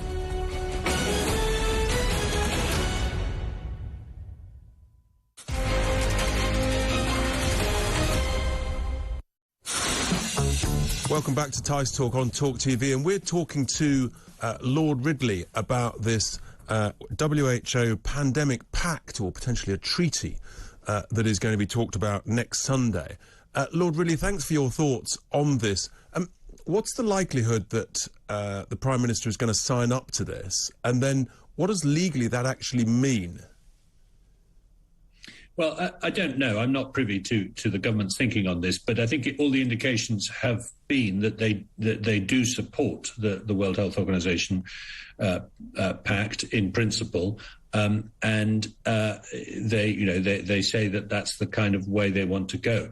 I mean, I personally think that what it needs to include is a commitment to transparency on what viruses countries are collecting from the wild and what they're doing to them in labs. We have such transparency commitments in the International Atomic Energy Authority treaties, and we do something similar in the case of airline accidents, interestingly. So I think it's not unreasonable to include that.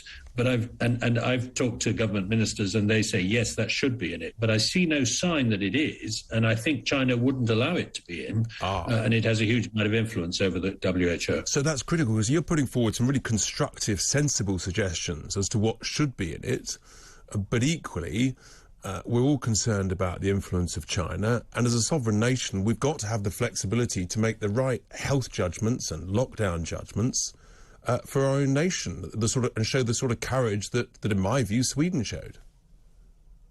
Yes, I think, what we've learned from the pandemic is that nobody quite knows what the best way of containing this or any other virus would be. We need to have a certain degree of latitude and experiment, but at the same time, we must have international cooperation. I'm not against that. It's a very good idea for governments to talk to other governments and say, look, we need to close our borders because you've got a new variant or something like that. But I'm not convinced that a sort of supranational organisation setting the rules is necessarily the way to go. Thank you so much. I'm not convinced at all either. As you say, cooperation is right, but as a sovereign nation, we must have flexibility. And of course, it's difficult, but ultimately, we've got to make our own judgments.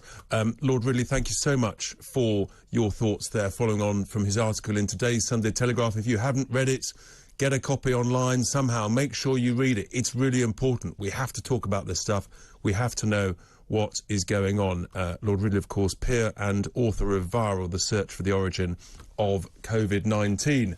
And we've got a couple of messages here on Twitter where we've got Andrew says, thank you for covering this World Health Organization situation. Not heard a peep from Talk colleagues. I think the reason is it's only really just come up to the surface very, very recently, and I'm delighted to be covering it. We've also got to cover important issues regarding the economy, because the Bank of England now is starting to raise interest rates. How quickly are they going to do this? Inflation is getting out of control. Is raising rates the right method of controlling that inflation? And I'm delighted now to be joined by John Redwood. So John Redwood, Conservative MP for Wokingham, and a man who really understands everything in the city and finance. So John, a very good morning. Thanks for being with us on Tice Talk to look at the Bank of England. So they've finally started to raise rates. Do you think this is the right way to control inflation? And how far do you think rates may need to go in a northerly direction? I think they've made a bad mistake. I mean, the first thing is everybody believes this myth that the Bank of England is independent, whereas, of course, the monetary policy of the last 2 years has been defined by printing huge quantities of extra pounds. And that was always a joint control policy of the Treasury and the Bank of England. The Chancellor had to approve it and sign it off, and we, the taxpayers, have had to indemnify the bank against any losses on those bonds, which is why the Chancellor's signature and parliamentary approval was necessary. I was very happy with them printing extra money against the background of a long and pretty severe lockdown in 2020 as some kind of offset to the damage that was bound to do. I and a few other critics told them in 2021 that they were printing too much for too long. And they've now stopped that. Well, we've got to live with the inflationary consequences of the mistake they made.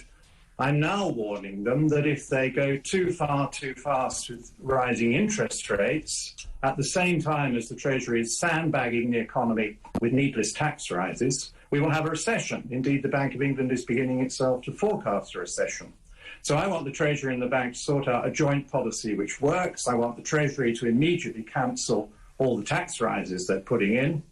And then the Bank should consider what would be the right level of interest rates when we see how the economy settles down to that. But at the moment, they're running the danger of following a great inflation with a recession, which would be a pretty lethal combination.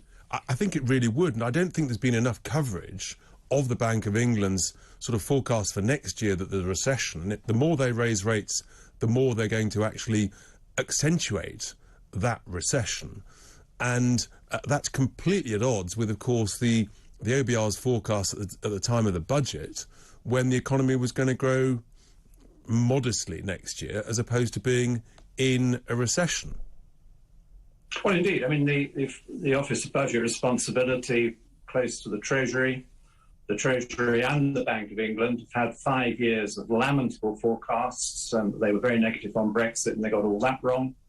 And then in 2021, they greatly underestimated the strength of the economy recovering from the COVID lockdowns. They greatly underestimated the huge surge in tax revenues that came in as the economy started to grow faster. And then I think the OBR and the Treasury were too optimistic in their most recent figures, and the Bank of England is providing some kind of corrective. I just want them to get it together and to start to get it right, and this is a joint set of errors that they have made. I think the position is now pretty clear. We're going to have to live with a bit more inflation than we want for the rest of this year, but the next year inflation won't be the main problem. Slowdown or recession will be the main problem. And so I think the people who've got to change their policy first is not the Bank of England, it's the Treasury. These tax rises are ruinous and damaging, and they need to get rid of them as quickly as possible. I couldn't agree more. My concern about inflation next year is the rising cost of energy. I think the government's making a potentially a really serious bad mistake if it thinks that this cost of energy is just a temporary spike. If people aren't buying Russian gas, then there's going to be a increasing demand for gas from other countries that could raise the prices even higher. Well, I think the truth is that some countries and people will be buying Russian energy. I suspect what will happen is that the Chinese-led group will buy rather more Russian energy, and the West will buy other energy from friendlier countries and locations around the world. But I agree with you that there could be another energy shock. It's not my base assumption, but there could be, and that has to be handled.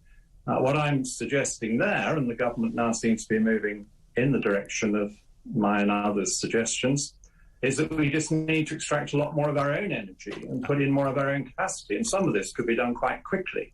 Absolutely right. We've got a lot of oil and gas. We've got shale gas, power John. stations we could keep open. So let's do what we can to replace the missing international energy. You're quite right, John. And of course, we've got shale gas, which I'm a big fan of, and I think you are too. I think we need to get it out on acceptable terms. I've always said, don't make anybody or any area take it out if they don't want to, but offer people incentives, cut in the profits and turnover. And then I think you'll find that some places will be very willing to do it. And there's a lot down there. Indeed. Sir John Redwood, thank you so much for your thoughts. Stay with us. We're going to be talking about the cryptocurrency crash in a moment, but keep those calls coming in here to Tice Talk on 0344 499 1000. It is, of course, Talk TV.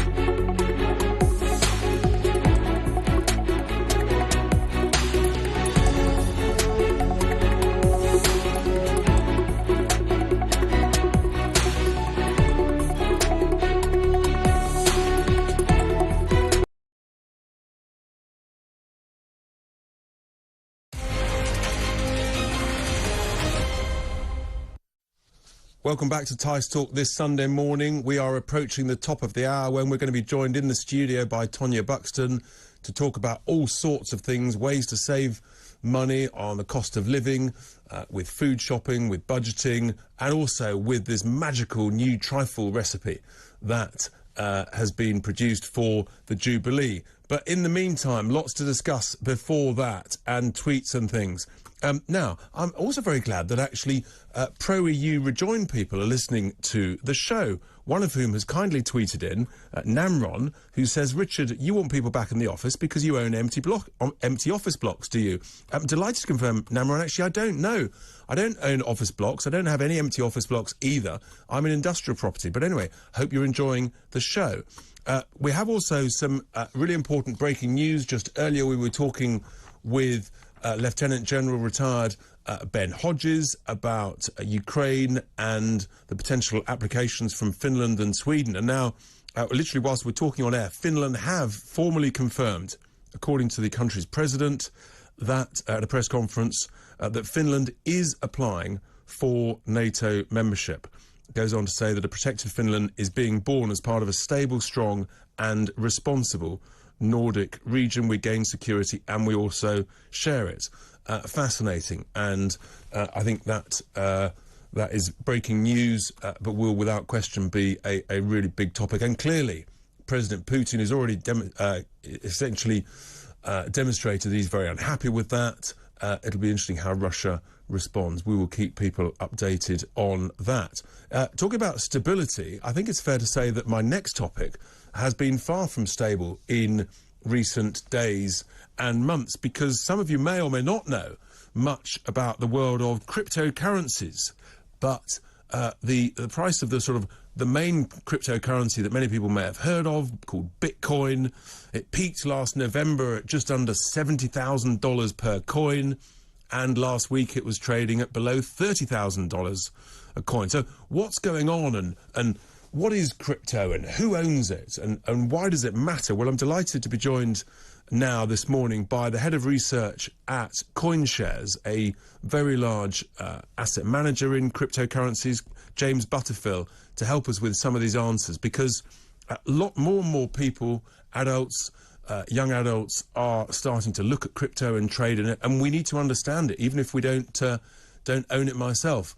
I certainly don't own any, but actually one of my sons does. James, a very good morning to you. Thanks for joining us. Hi, pleasure to be on the show. To touch on this, it's something that some people understand. Many of my viewers and listeners may not be aware of. Help us. What really is crypto, and why is it important, and why in particular are young adults really focused on it? Well, there have been many attempts to sort of create an electronic currency of sorts, and it's not really worked in the past. And Bitcoin, I suppose, was the first time that it succeeded. It was an invention that basically meant it was the first thing on the internet you couldn't ultimately copy and paste. It did that by solving this age-old problem, a wartime problem actually, called the Byzantine generals problem, which is getting a network of people to cooperate in a wartime. And ultimately, Bitcoin solved that electronically. And it also solved this problem of the double spend through doing that, i.e. spending the same money twice. And that whole sort of concept, that whole idea, then it exponentiated through the internet and led to lots of other cryptocurrencies being created, and ultimately, it's a form of money that can't be copied. It's a finite resource, unlike my issue with it, James, is that I'm a bit old school. I'm 57, and I'm in the property world, so I can sort of see and touch physical assets, and I quite like a £20 note in the back pocket. It's a physical thing. You can feel, and the issue with crypto is you can't do any of that, and that's why I struggle to understand it. Yeah, I think you're becoming increasingly in the minority. Take my son for I'm dying out, clearly. My son, for an example, he plays Fortnite. I don't particularly like him playing it, but he ended up spending around $100 on a skin. That is a bit of clothing that he can wear, a unique piece of clothing in the game. He then went on and sold that a year later for $200. So this idea of electronic things for the younger generation really makes sense. They are digital natives, and they live in the digital world. So it just makes sense that digital things can become assets that they can own. And I mean, what are the risks to it? Is it's gone up a lot in price, and then this week there's people talking about a crash and it's collapsed in price. Has this been almost like a sort of a mad bubble, like the dot-com bubble of 20 years ago, or is this just a temporary hiccup in a relentless upward trend? I think we're witnessing the birth of a brand new asset class. And in our lifetimes, how often does that happen? Virtually never. So I think over time, it's people's level of understanding of it really varies. And that leads to its volatility. I mean, if you look at something like Twitter, when it first listed on the stock exchange, it had 100%, 130% volatility. People didn't really understand how Twitter was going to make money. And it's a bit like that with Bitcoin right now. People, very, very levels of understanding. And with that, I think, comes a huge amount of volatility. But ultimately, as it matures as an asset class and people begin to understand it better, it's likely that volatility will start declining. But yes, it's just birthing pains of a new asset class, ultimately. And it really is. So is there any risk, though, that governments might try to... There's other talk about them creating their own sort of central bank digital currency as a sort of controlled government crypto type currency. If they do that, is there a risk that they might try and ban some of these alternative cryptos? Yeah, I mean, it's huge. The price is hugely sensitive to regulatory issues. So what happens if a government decides to launch their own cryptocurrency? Well, I think it's quite different, particularly for something like Bitcoin. Bitcoin is known to be a stateless asset. It is a set of algorithmic rules that can't be changed by a human now. There's ultimately millions of computers around the world that have created this and maintain it. If you take out one computer, it doesn't affect all the others. So a state trying to control it is actually incredibly challenging. But if the government does come in and create their own currency, ultimately, like the UK, they call them CBDCs, central bank digital currencies. If they created their own CBDC, it would reflect the pound one for one. So a lot of people in the crypto world look at monetary policy and think, well, okay, if the UK is printing lots of money, my currency is being debased. And therefore, they look at Bitcoin as something that's an anchor. Okay, so just to finish, James, it could almost be seen as a hedge against inflation, a bit like gold. Yeah, that's a concept. I mean, it's not worked like that so far, but it is certainly theoretically an inflation hedge. Possible as it matures.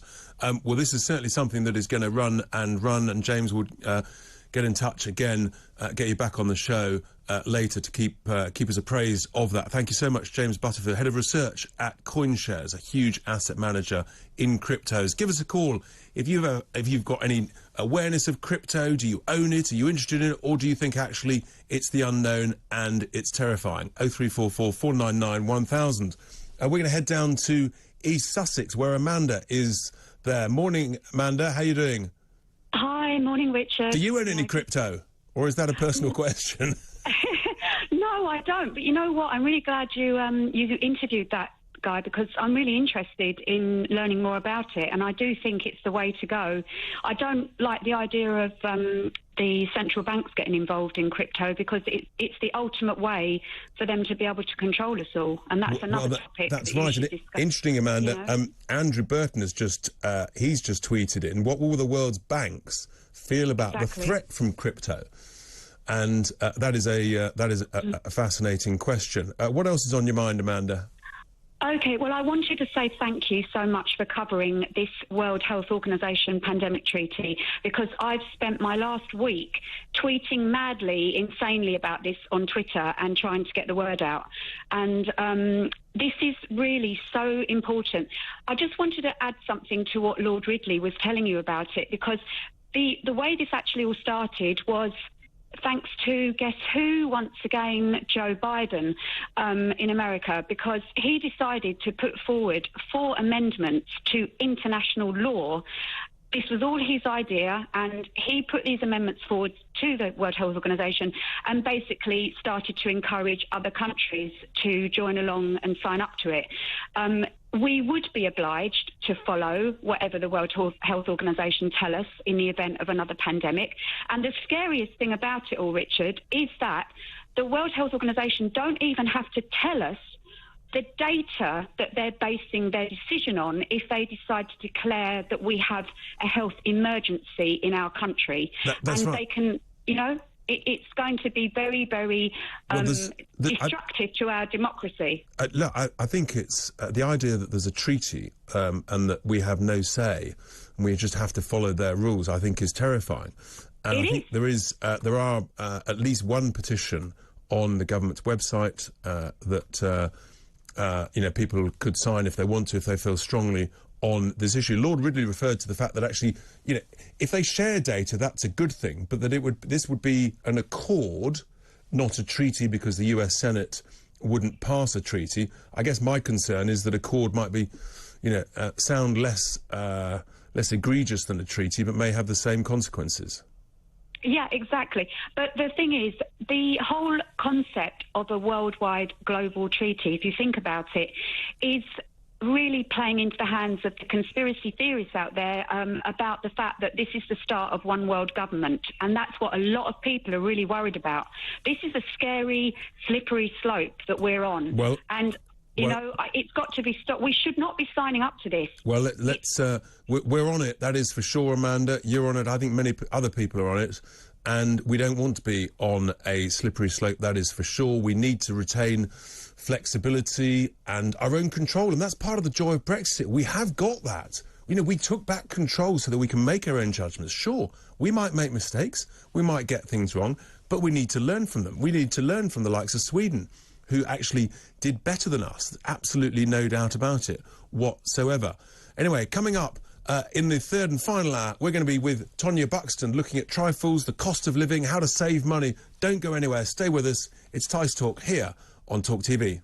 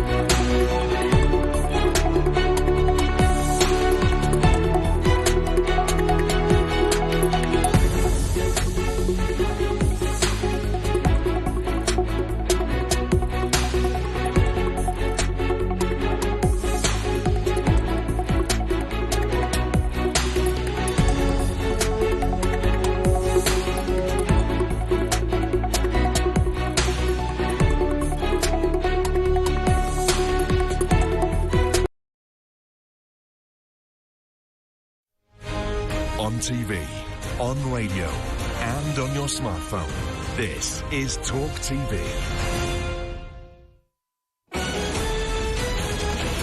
Talk TV News at 12. Good afternoon, I'm Zora Suleiman. Finland has confirmed it will apply for NATO membership. Finland's president says the move will maximise the country's security, despite Vladimir Putin threatening yesterday that it would be a mistake. Meanwhile, Sweden is expected to announce today if they will join. Earlier, the Foreign Secretary Liz Truss says the UK would welcome Sweden and Finland as new members. We were very pleased to be joined by our friends Finland and Sweden. If they do apply to join NATO, the UK is strongly supportive of that. We're also working closely with the Ukrainians and the Poles and others to make sure that Ukraine has NATO standard defence. In positive news for Ukraine, the country won last night's Eurovision in a symbolic show of public support. Ukraine! The winners, rap folk band Kalush Orchestra, picked up 631 points after the public round of voting. The UK's Sam Ryder finished second, Britain's best performance since 1998. An 18-year-old man has been charged with first-degree murder after at least 10 people were killed in a mass shooting in Buffalo, New York.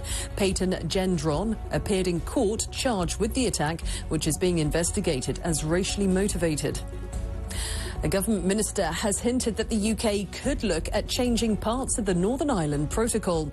The post-Brexit trade agreement has caused outrage among the DUP, with the party blocking the formation of a new power-sharing government at Stormont in protest. Well, Business Minister Kwasi Kwarteng has told Times Radio the protocol isn't working.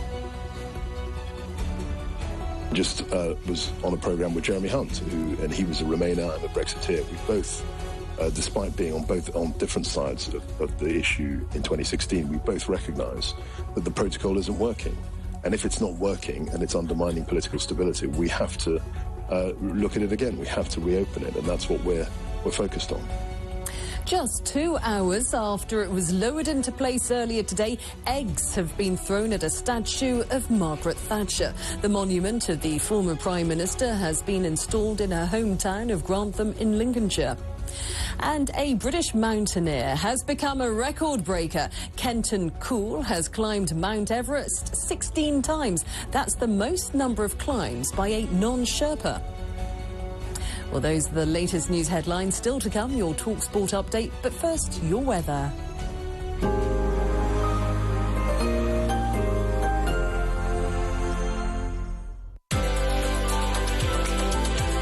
Trust us to take you there. Times Travel sponsors Talk TV weather. There'll be some bright spells across the UK through the rest of the day, along with some heavy showers. Highs today reaching 25 degrees. Well, looking ahead at 7 o'clock tonight, and there will be a mix of sunshine and showers across northern and central parts of Scotland. Some of those showers could be heavy at times. Temperatures of between 11 and 16 degrees. Well, elsewhere, dry and bright for Northern Ireland, Wales, northern and eastern England too, with just the odd shower. However, after a relatively sunny day for southern England, there will be a risk of heavy thundery showers, which will eventually move north through the night. Lows of between 9 in Scotland and 16 in the south of England. Trust us to take you there. Times Travel sponsors Talk TV weather.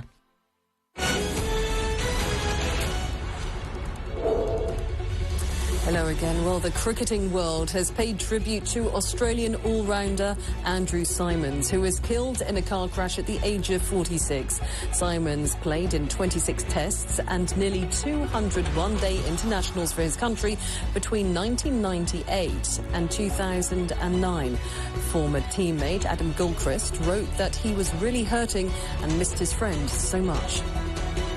Chelsea are looking to clinch the Women's FA Cup this afternoon, just a week after winning the Women's Super League title. They face Manchester City in the final at Wembley. It's hoped more than 50,000 fans will be in attendance, which would be a record for the women's game. And Manchester City are looking to extend their lead at the top of the Premier League table when they face West Ham at the London Stadium this afternoon. A victory will see them go 6 points clear of Liverpool, whose hopes of a quadruple were boosted yesterday when they beat Chelsea in the FA Cup final. Well, elsewhere, Tottenham take on Burnley just days after a win in the North London derby boosted their chances of finishing in the top four. Well, that's all for now. I'll be back with more in half an hour.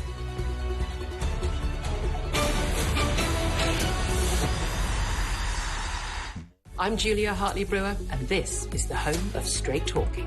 What really makes me angry is injustice, when people don't get their fair shot at life, and some people get more than others just because they are there.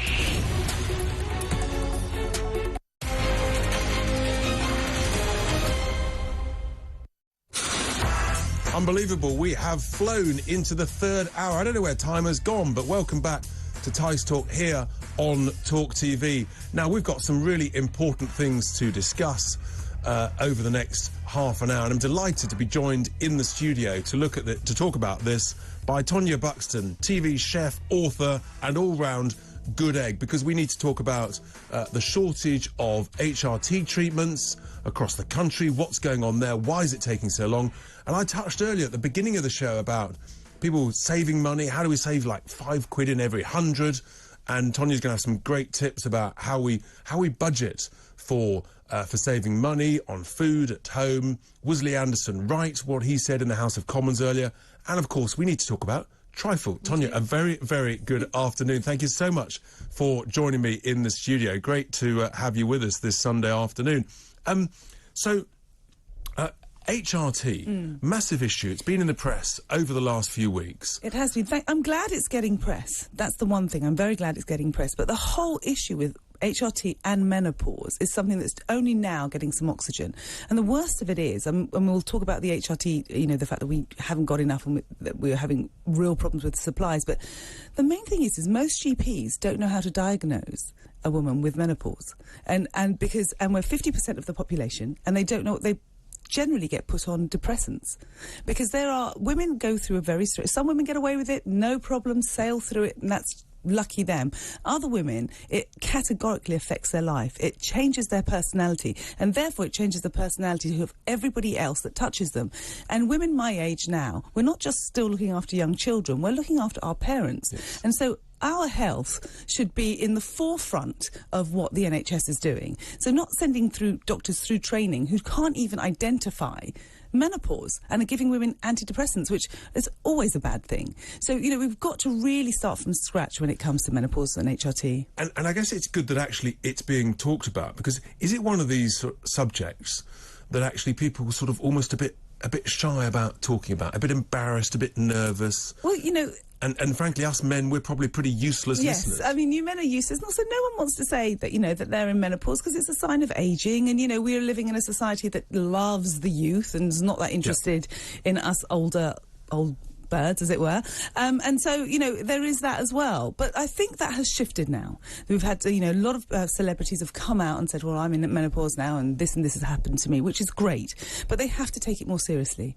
You know, we can't have a situation where there's not enough HRT to be supplied to women that need it, because it has serious ramifications. Some women are not sleeping at night, you get severe anxiety, you do feel depressed, you have terrible hot flushes. There are terrible things that are happening to you. So imagine if you haven't slept for weeks on end because you haven't had your HRT. How can you then function? How can you then look after your children or your parents or go to work? So it has a terrible knock-on effect. The knock-on consequences. So serious consequences for you as an individual, as a woman, but also for all of those around you, in terms of relationships, in terms of your ability to function, and you know, it's just so important. It's extraordinary, really, that it's only now it's really coming to light, and because of these the shortages of hormone replacement therapy, and maybe some of the stocks are starting to improve, according to one of the newspapers today, but equally there are alternative stocks. And that's what makes me wonder, as I always wonder when it comes to the NHS, is, who decides who are the manufacturers that they will accept to have to buy into? I mean, let's not get into the fact that the NHS pays, stupid amounts of money for its pharmaceuticals compared to anybody else. They pay almost double to what other countries pay for many pharmaceuticals, which is mind-blowing because that's my money. That's my money. Drives me mad. It comes back to the waste, doesn't it? But, there are many companies. We have Theramex, who's the manufacturer of Bijou, I think is what it's called. They have a substitute for the Estrogel, which is what most women use. It's a gel that you put in, and it's a hormone mimicking gel.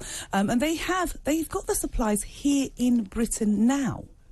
But many of the NHS departments or areas are not accepting it. It's not being passed through. Now, why hasn't it been passed through? How come it's OK for Somerset, Norfolk and Oxford to get it and the rest of the country not to get it? This is the thing that I think is unbelievable. What's going on? Why are those counties, why they seem to be sort of ahead of the curve, but so many others behind the curve?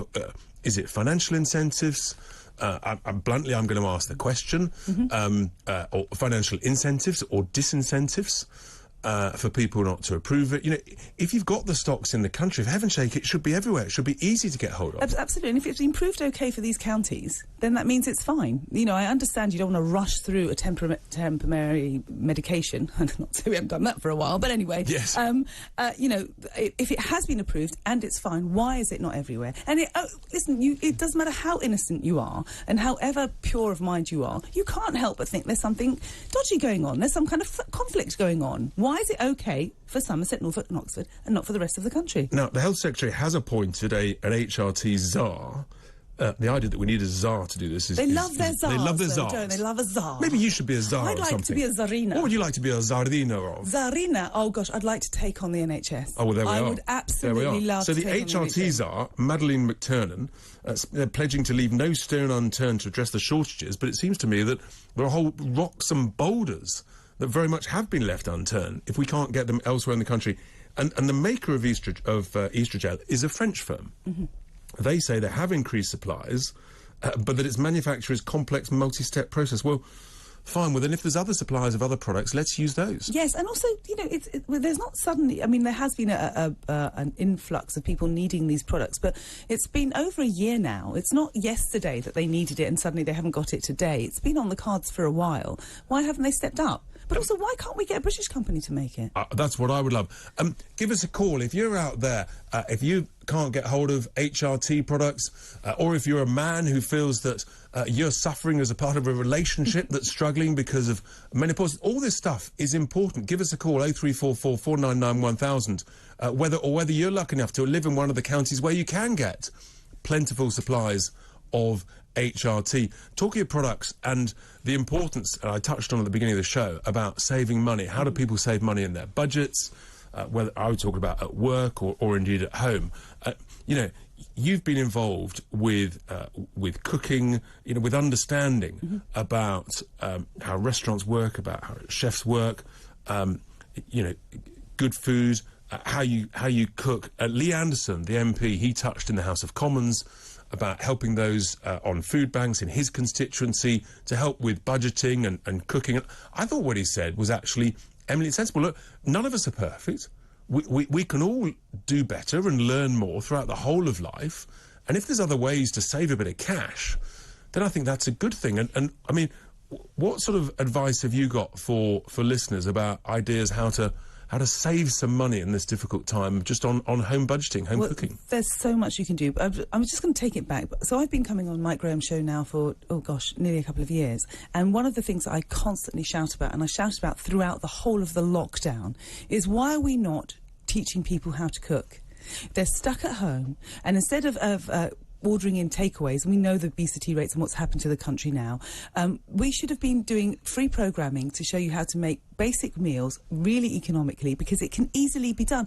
But we don't have hereditary cooking in this country. So I'm Greek. So my grandmother taught my mother to cook. My mother taught me to cook. I'm British born, but it's a tradition within our cultures, and a lot of Greek and Mediterranean cultures, they have that, where you teach each other to cook. Now, I have a lot of friends who just can't even boil an egg. You know, the middle-aged women like me, and they've never cooked because their mothers have never cooked, and they've never learnt. So I think the most important tool that we can give anybody is teaching you to cook from scratch. For two reasons. It's far more economic to cook from scratch than it's far more... Just on a basic level, it's cheaper to go and buy a chicken and marinate that chicken yourself with your own spices than it is to buy a pre-marinated chicken. And that'll shave off £5 there and then. Yes. It's insane how the difference. And if you teach people how to cook, then they can feed their families. But it should be something... They stopped home economics at school. That stops completely. And we need to have this tradition where everyone can understand what they're doing. So what Lee Anderson said was completely fair. And he came from a practical point of view. He came from a very poor family and, you know, was a single father, cooking for his family and learning the skills of how to cook economically. So he was completely right. So all the trolls that have come out after him are just media-hungry rubbishers. I agree. And I think, actually, in many cases, it was sort of, you know, middle-class metropolitan literati who actually, they don't have to worry about budgeting really carefully for the foods that they buy, if they're buying from, you know, one of the more upmarket supermarkets, for example, and they're sort of sneering at the fact that actually, you know, every 50p can count. Yes. For people who may be going to food banks, who are on low incomes, and that's why it seemed such a sensible suggestion. What he was doing was genius, because he was showing you... I mean, there's that analogy that we all had when we were at school. You know, if you give a man a fish, he can eat one meal, but if you give him a rod, he can, you know, fish for his family forever. And that's exactly what the tools of teaching someone to cook do. It's the same analogy. It's exactly the same analogy, and it's not difficult, and it wouldn't be a difficult thing for us to do as a country, to teach people how to do. And what he's doing, I think, should be a blueprint for what rolled out across the country. Absolutely. I mean, I remember, you know, I don't cook much. I can cook the basics, but I remember my mother, you know, she would cook a casserole or would have a joint, and then she would use the bones to create stock and create a soup the following day. And it was delicious, absolutely sensational. Tonya, thank you so much. We're going to go for a break in a second, but keep the calls coming in. If you've got a question for Tonya on anything, whether it's on HRT, whether it's on cooking, keep those calls coming in. And then we're going to be talking trifle. We are going to be tasting the amazing trifle, the Jubilee recipe that Tonya has created, and whether it's good or average, or maybe there could be something better. Stay with us. You're listening, of course, to Tice Talk here at the home of common sense, the one and only, it is Talk TV. But before that, before we break, I just want to make sure you come back, talk about trifle, it's Talk TV, and it's Tice Talk.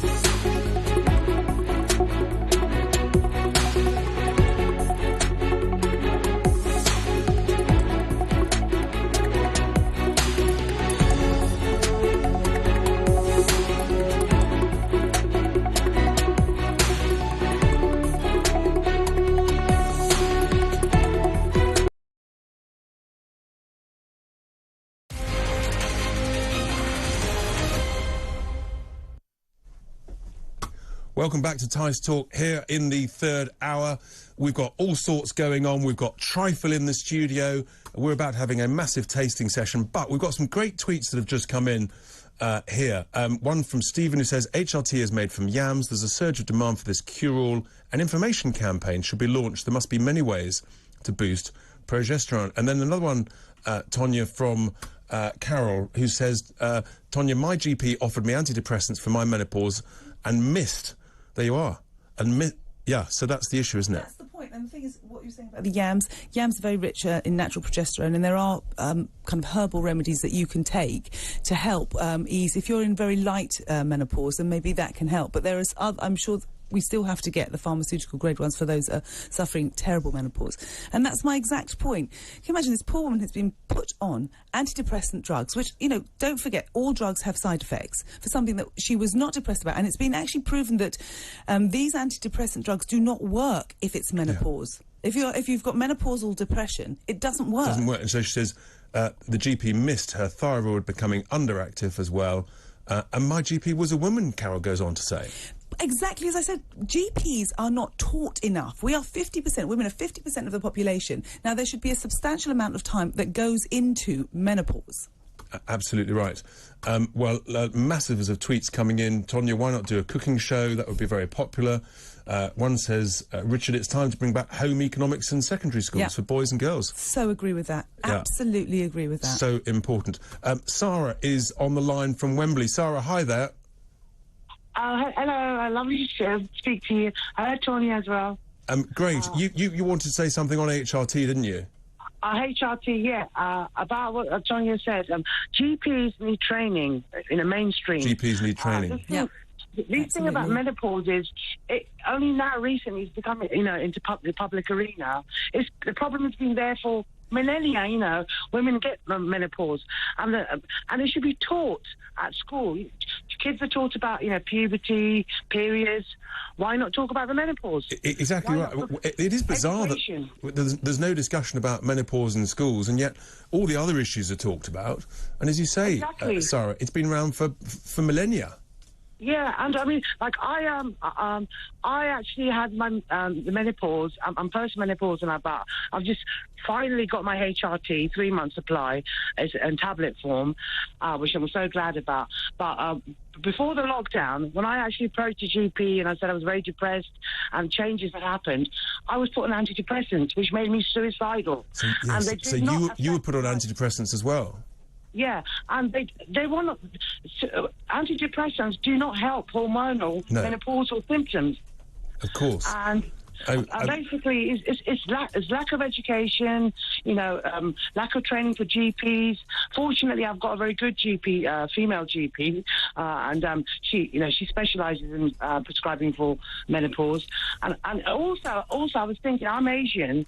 In the Asian community, in Afro-Caribbean community, there's not much understanding, education, and there's not much so that people don't ask for HRT. That's interesting, Sarah. Have you heard that, Tonya, about the some of the ethnic minorities, the Asian community? I hadn't heard that. Yes, I mean, but it is across the board. And so most kind of, especially if they are first generation, I mean, my mother wouldn't have known to ask about HRT. If you're second generation, we know a little bit more. And they don't know to ask for it, but you shouldn't have to ask for it. You should go to your doctor and have the doctor understand what your symptoms are. One of the things one GP said is that every single year they have resuscitation training. So if somebody kind of collapses in the surgery, they know how to resuscitate them. And yet they don't every year have updated menopause training. Now, and this GP pointed out that he's much more likely to see women with menopausal symptoms than he is to have someone collapse in his surgery. So, they need to get their priorities right. We are 50% of the population. Sarah, just before I let you go, are you still there, Sarah? Yeah, I'm okay. How easy was it for you to get your supply, your 3-month supply? Once it was okay, that I'm okay, I have all my tests done, blood pressure, this, that, and the other, I got the prescription. You got the prescription 3 weeks later. OK, well, that's good to hear. Sarah, thank you so much for calling in to share your thoughts and your experiences on this important issue about HRT, which just seems to me as though it's been sort of swept under the carpet, hasn't been talked about. and therefore, in a sense, the consequences of this. But I'm really suspicious about why some areas you can get plentiful supplies of different drugs and others not. If you've got any experience of that, let us know by tweet, and we'll come back to this. But on a more exciting and hopefully optimistic note, we need to talk trifle, because yes, there is a new Jubilee recipe of trifle for the Queen's Jubilee, and there was a competition for this, and the winning recipe was a lemon, or is a lemon and amaretti trifle. Yes. Which beat passion fruit tart, Jubilee bundt cake, rose faluda cake, and Four Nations pudding, amongst thousands of others, potential recipes. But Tonya, you have very kindly talk to us about this incredible trifle that you've made. Firstly, Mr. Tice, I'll have you know that I really dislike trifle. Oh my golly, what's going on? I do, and I would have chosen any of those other ones to be the Jubilee pudding. So I know I love so many English and British foods. You know, all the kind of sticky toffees and desserts and the toad in the hole. I love all these foods, but trifle is the one English thing I don't like. So I made it for you. Bless you. Yes. Well, I'm deeply touched. And this one in particular is for me.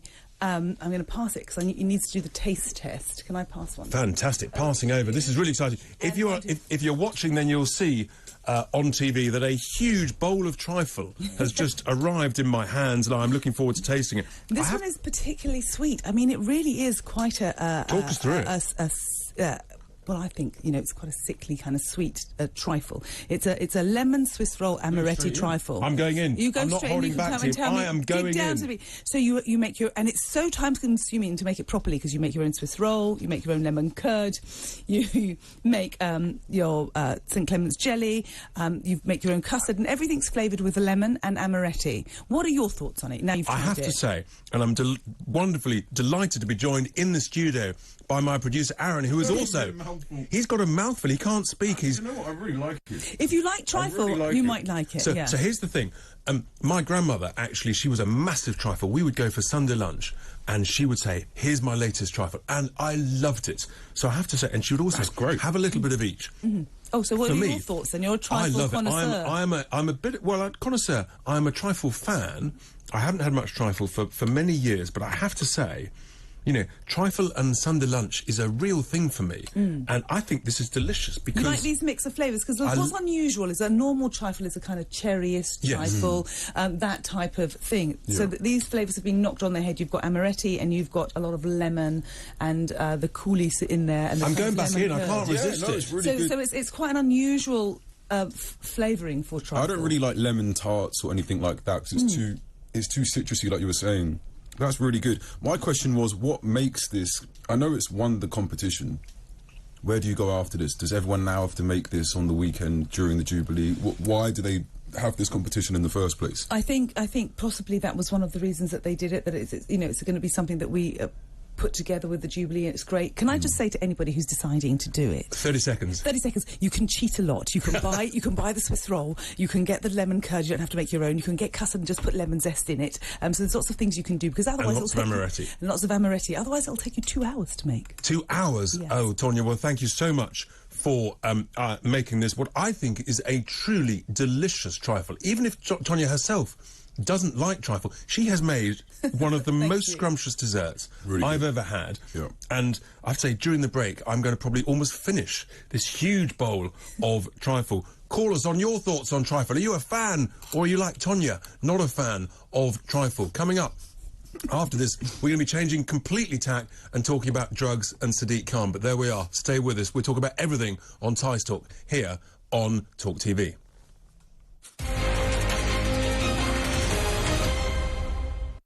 What gets too much airtime? Bland, beige, unopinionated dross. I think the British public want to be able to be of an opinion, want to be able to be involved. That's the great thing for me about Talk TV. People will be able to get involved. I just think that we misjudge the British public if we tell them the whole time what they should be thinking. I am sick and tired of watching television that tells you what you should be thinking, talks at you rather than with you. This is Talk TV News. Good afternoon, I'm Zora Suleiman. In a historic move, Finland has confirmed it will apply for NATO membership. The president of the long-time neutral country says the move will maximise the country's security, while the Prime Minister said it was a momentous moment. I wish to thank the support we have received so far. In Finland, we still have the parliamentary process ahead of us, but I trust that the Parliament will debate this historic decision with determination and responsibility. Ukraine won last night's Eurovision in a symbolic show of public support. Ukraine! The winners, rap folk band Kalush Orchestra, picked up 631 points after the public round of voting. The UK's Sam Ryder finished second, Britain's best performance since 1998.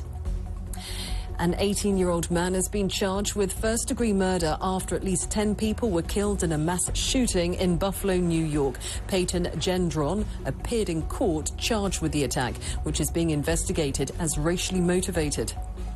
A government minister has hinted that the UK could look at changing parts of the Northern Ireland Protocol. The post-Brexit trade agreement has caused outrage among the DUP, with the party blocking the formation of a new power-sharing government at Stormont in protest. But Kwasi Kwarteng told Times Radio the protocol isn't working. A British mountaineer has become a record breaker. Kenton Cool has climbed Mount Everest 16 times. That's the most number of climbs by a non-Sherpa. Well, that's all for now. We'll have more in half an hour.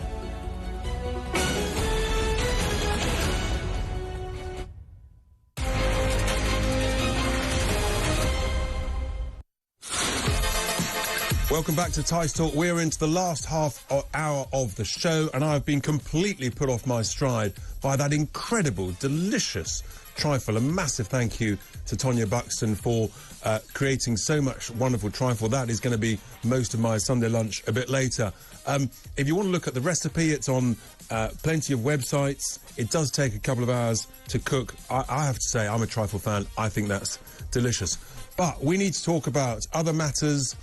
Here in London, the Mayor, Sadiq Khan, he went on a trip in last week to the US, promoting London, but also, interestingly, intriguingly, and I think importantly, he went to California to learn a bit more about one of the states that has has legalized cannabis, because there are many states in the US that have changed their drug laws, and this is a really, really important topic. Difficult topic to talk about, many different views, but actually, you know, and I'm no fan of Sadiq Khan, but at least he's had the courage to address and to talk about, on a evidence-led basis, this difficult issue. He's setting up a commission to review cannabis laws and to look at the evidence and to see what we can learn. And I'm a great fan of, you know, improving, doing things better, learning, and whether we like it or not, however great we think our incredible United Kingdom is, sometimes we don't know all the answers. Sometimes other people have the answers. Other nations, other states may do things a bit better than ourselves. And I'm delighted to be joined now by the QC Chris Dorr, who has written on this subject and studied this subject intensely. Chris, a very good afternoon to you. I'm sorry you missed the trifle, but there we are. Rich, I was thinking about your trifle. You know, that's exactly the sort of food that someone who'd been smoking a bit of weed might fancy in the middle of the afternoon. Indeed. So, look, I'm not a fan of Sadiq Khan, and from the right-wing press, he has had a massive amount of grief for being in California to go on a fact-finding mission to learn about this. What are your thoughts about his visit and about the commission that he's setting up and the timeliness of it? Well, I think it's long overdue that we in this country started to look at the drug laws that came into force really in the early 1970s, and which are completely unfit for purpose. I mean, they were driven entirely by Richard Nixon, you know, who had a very strong view about these things. But in terms of Sadiq Khan, I mean, the problem we have is that we have a system of parliamentary government, as you know, and the Mayor of London has really no power to do anything. He can certainly publicise the issue, and he can certainly, present evidence to the Home Office. But ultimately, the decision on these laws has to be made by the Home Secretary and the Prime Minister and the government of the day. And the interesting thing about London, of course, anyone who spends any time wandering around the streets of London, is that, on a street level, cannabis is extremely common. I mean, it's a smell that you can pick up on most busy London streets, particularly, in the evenings and when young people are out and about. And the police tend to take little or no action in response to low levels, use by individuals. But really, we need to have a grown-up, joined-up policy decision, as you indicated earlier, based on evidence rather than just ad hoc kind of lack of enforcement because maybe it's easier not to enforce, and people don't know where they stand. And I just think we need some clarity around it. So, frankly, if Sadiq Khan could bring attention to the ridiculous drug laws that we have in this country and we can start a debate about it, then that's got to be a good thing. I think that's right. And actually, he is obviously, he's not in a position, as you rightly say, in a sense, to change the law, but he is in a very powerful position to encourage the debate, to properly analyse the evidence, scientific, anecdotal, to look at what's gone on in other countries where they're doing things differently, and then essentially his commission, and I don't know how long that's going to sit, can then make recommendations, and we can have that grown-up debate about it, because, of course, it's, in a sense, it's so different, isn't it, Chris, in cities as opposed to, people out in the countryside with very different views on it. Yeah, I'm not sure that the views vary that much between rural and urban areas. I think views may differ between age groups. Certainly, I think younger people are much more tolerant and much more accepting of the idea of legalised cannabis and indeed other drugs being legalised than older generations. But that's always, in a sense, been the case. I mean, the irony, of course, is that you have, the old bloke at the bar in the pub sipping beer and whiskey and telling everyone why drugs should be such a bad crime. When I think anybody who's studied the evidence knows that alcohol is by far the most dangerous and pernicious drugs, except possibly nicotine, attached to tobacco use, both of which are massive killers in our country. So, of course, there's that irony, isn't there, around what's legal and what isn't. But I think you're absolutely right. I think Sadiq Khan's quite a brave politician. It may be because he has the support of Londoners in large numbers and feels confident in this position, but most national politicians just don't have the courage to speak out and say, actually, maybe we should look at a legalisation model of some kind in relation to cannabis and possibly other drugs. I think it's a good thing that a politician that's very high profile is actually at least saying maybe we can do things differently. I think that's right. As I say, I am no fan of Sadiq Khan, but I do think that he is bravely trying to assess some evidence and learn from it. And what we do know is that knife crime is soaring in London. We know that, tragically, murders and violent crime is on the up. Much of it is linked to the drugs trade. And we have to surely say, at some point, we've got to try something different, even if it's only on an experimental basis in a particular area, to see what we learn from it. Yeah, you're absolutely right. I mean, the reason why drugs lead to so much ancillary crime of the kind you've described, in particular violence against and between young people on the streets, is because it's illegal and because it therefore creates this market, this black market, which is extremely vulnerable to the involvement of organised crime, and indeed most drug supply, if not almost all drug supply in Britain, comes via organised crime networks. And those networks are completely unregulated, have no regard for law, and in many cases no regard for human life. But we've created that market. We created that market back in the early 1970s when we brought in the Misuse of Drugs Act. And I think one of the statistics that may shock people the most is that when the Misuse of Drugs Act came into force in the early 1970s, we only had about 1,000 people who were what you might call heroin addicts or had a problem with heroin, and they got their heroin from doctors, and they were prescribed the heroin, and the heroin was of a known quantity and so on. Within a decade, we had 300,000 heroin addicts, all buying their heroin from the black market. Do you know, Chris, what's that number now who are essentially addicted to heroin? across the country, it's well into the hundreds of thousands, in excess of 300,000 today. And as I say, and you also had the advent in the 1980s of the crack cocaine explosion, which is still a major problem in cities. But even cannabis, which, most people would say, OK, well, I don't agree with heroin and cocaine being legalized, but, cannabis, it seems like maybe that's the argument. The problem with just legalizing cannabis is that you would leave the gangs in control of the supply chain. And indeed, it'd be even more of a free-for-all and a Wild West than we have now. So it's not just about saying, OK, let people do whatever they want. It's about licensing and regulating the supply chain. Well, that's the evidence, in a sense, that's needed to look at the licensing and regulating that other countries and states use. Chris, we're going to come back and talk about this issue.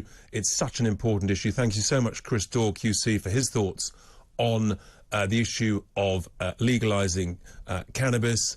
I'm going to be taking your calls after the break. You're listening to Tice Talk here on Talk TV.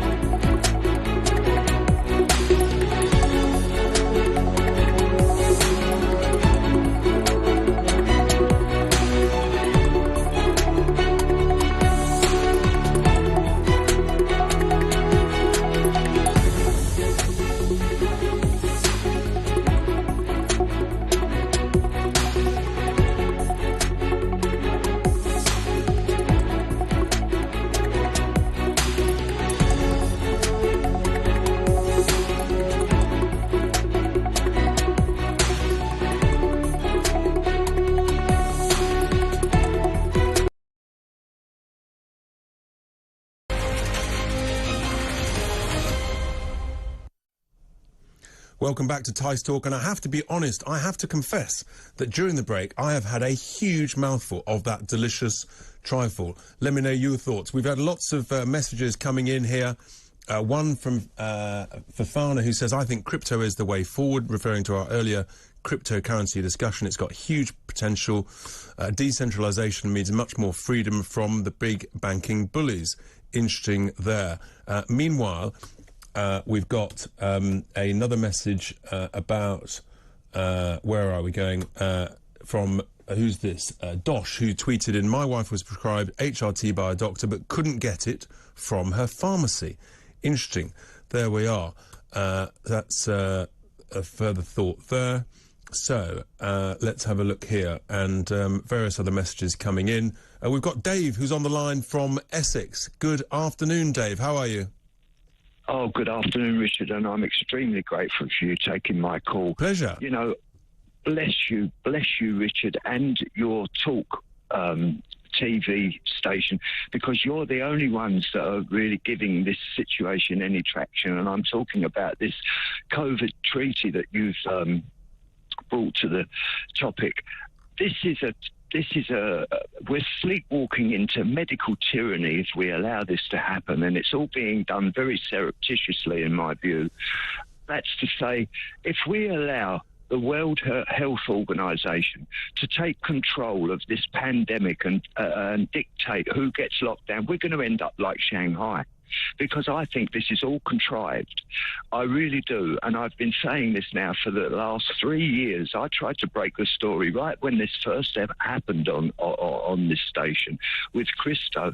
And I said, this is the biggest fraud that's being perpetrated against humanity.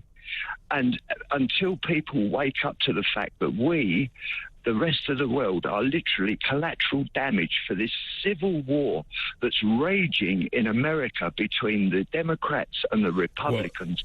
They're doing everything they can to nullify these elections, because they know in the midterms, and especially in the general election in 2024, they are going to be annihilated. And they are so devious that they are doing everything they can. Now, well, I guess, Dave, a lot depends whether or not Trump stands. I mean, that's the big, most fundamental question that will impact the next presidential election. You know, if he stands, then and who he stands against.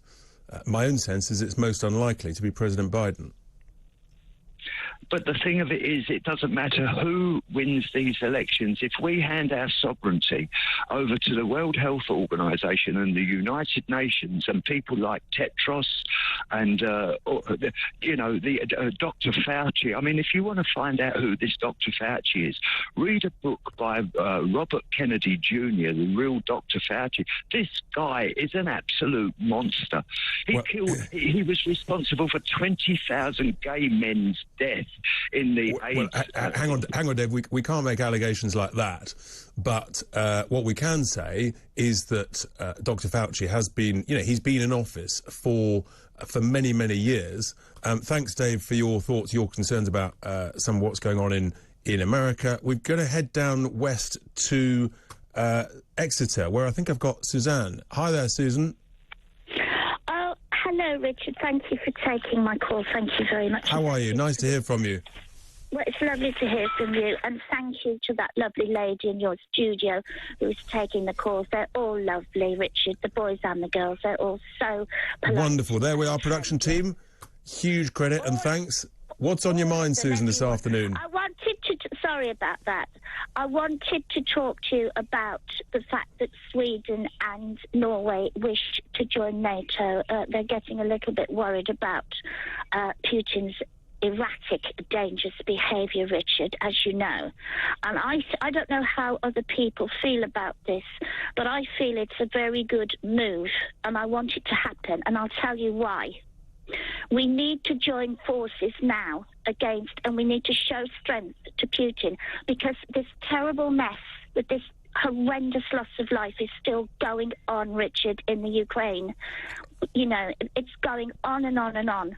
Now, if we know that Norway is very rich in oil, Richard, don't we? We certainly do. We certainly, and they haven't wasted they haven't wasted the benefits of it. They created a sovereign wealth fund.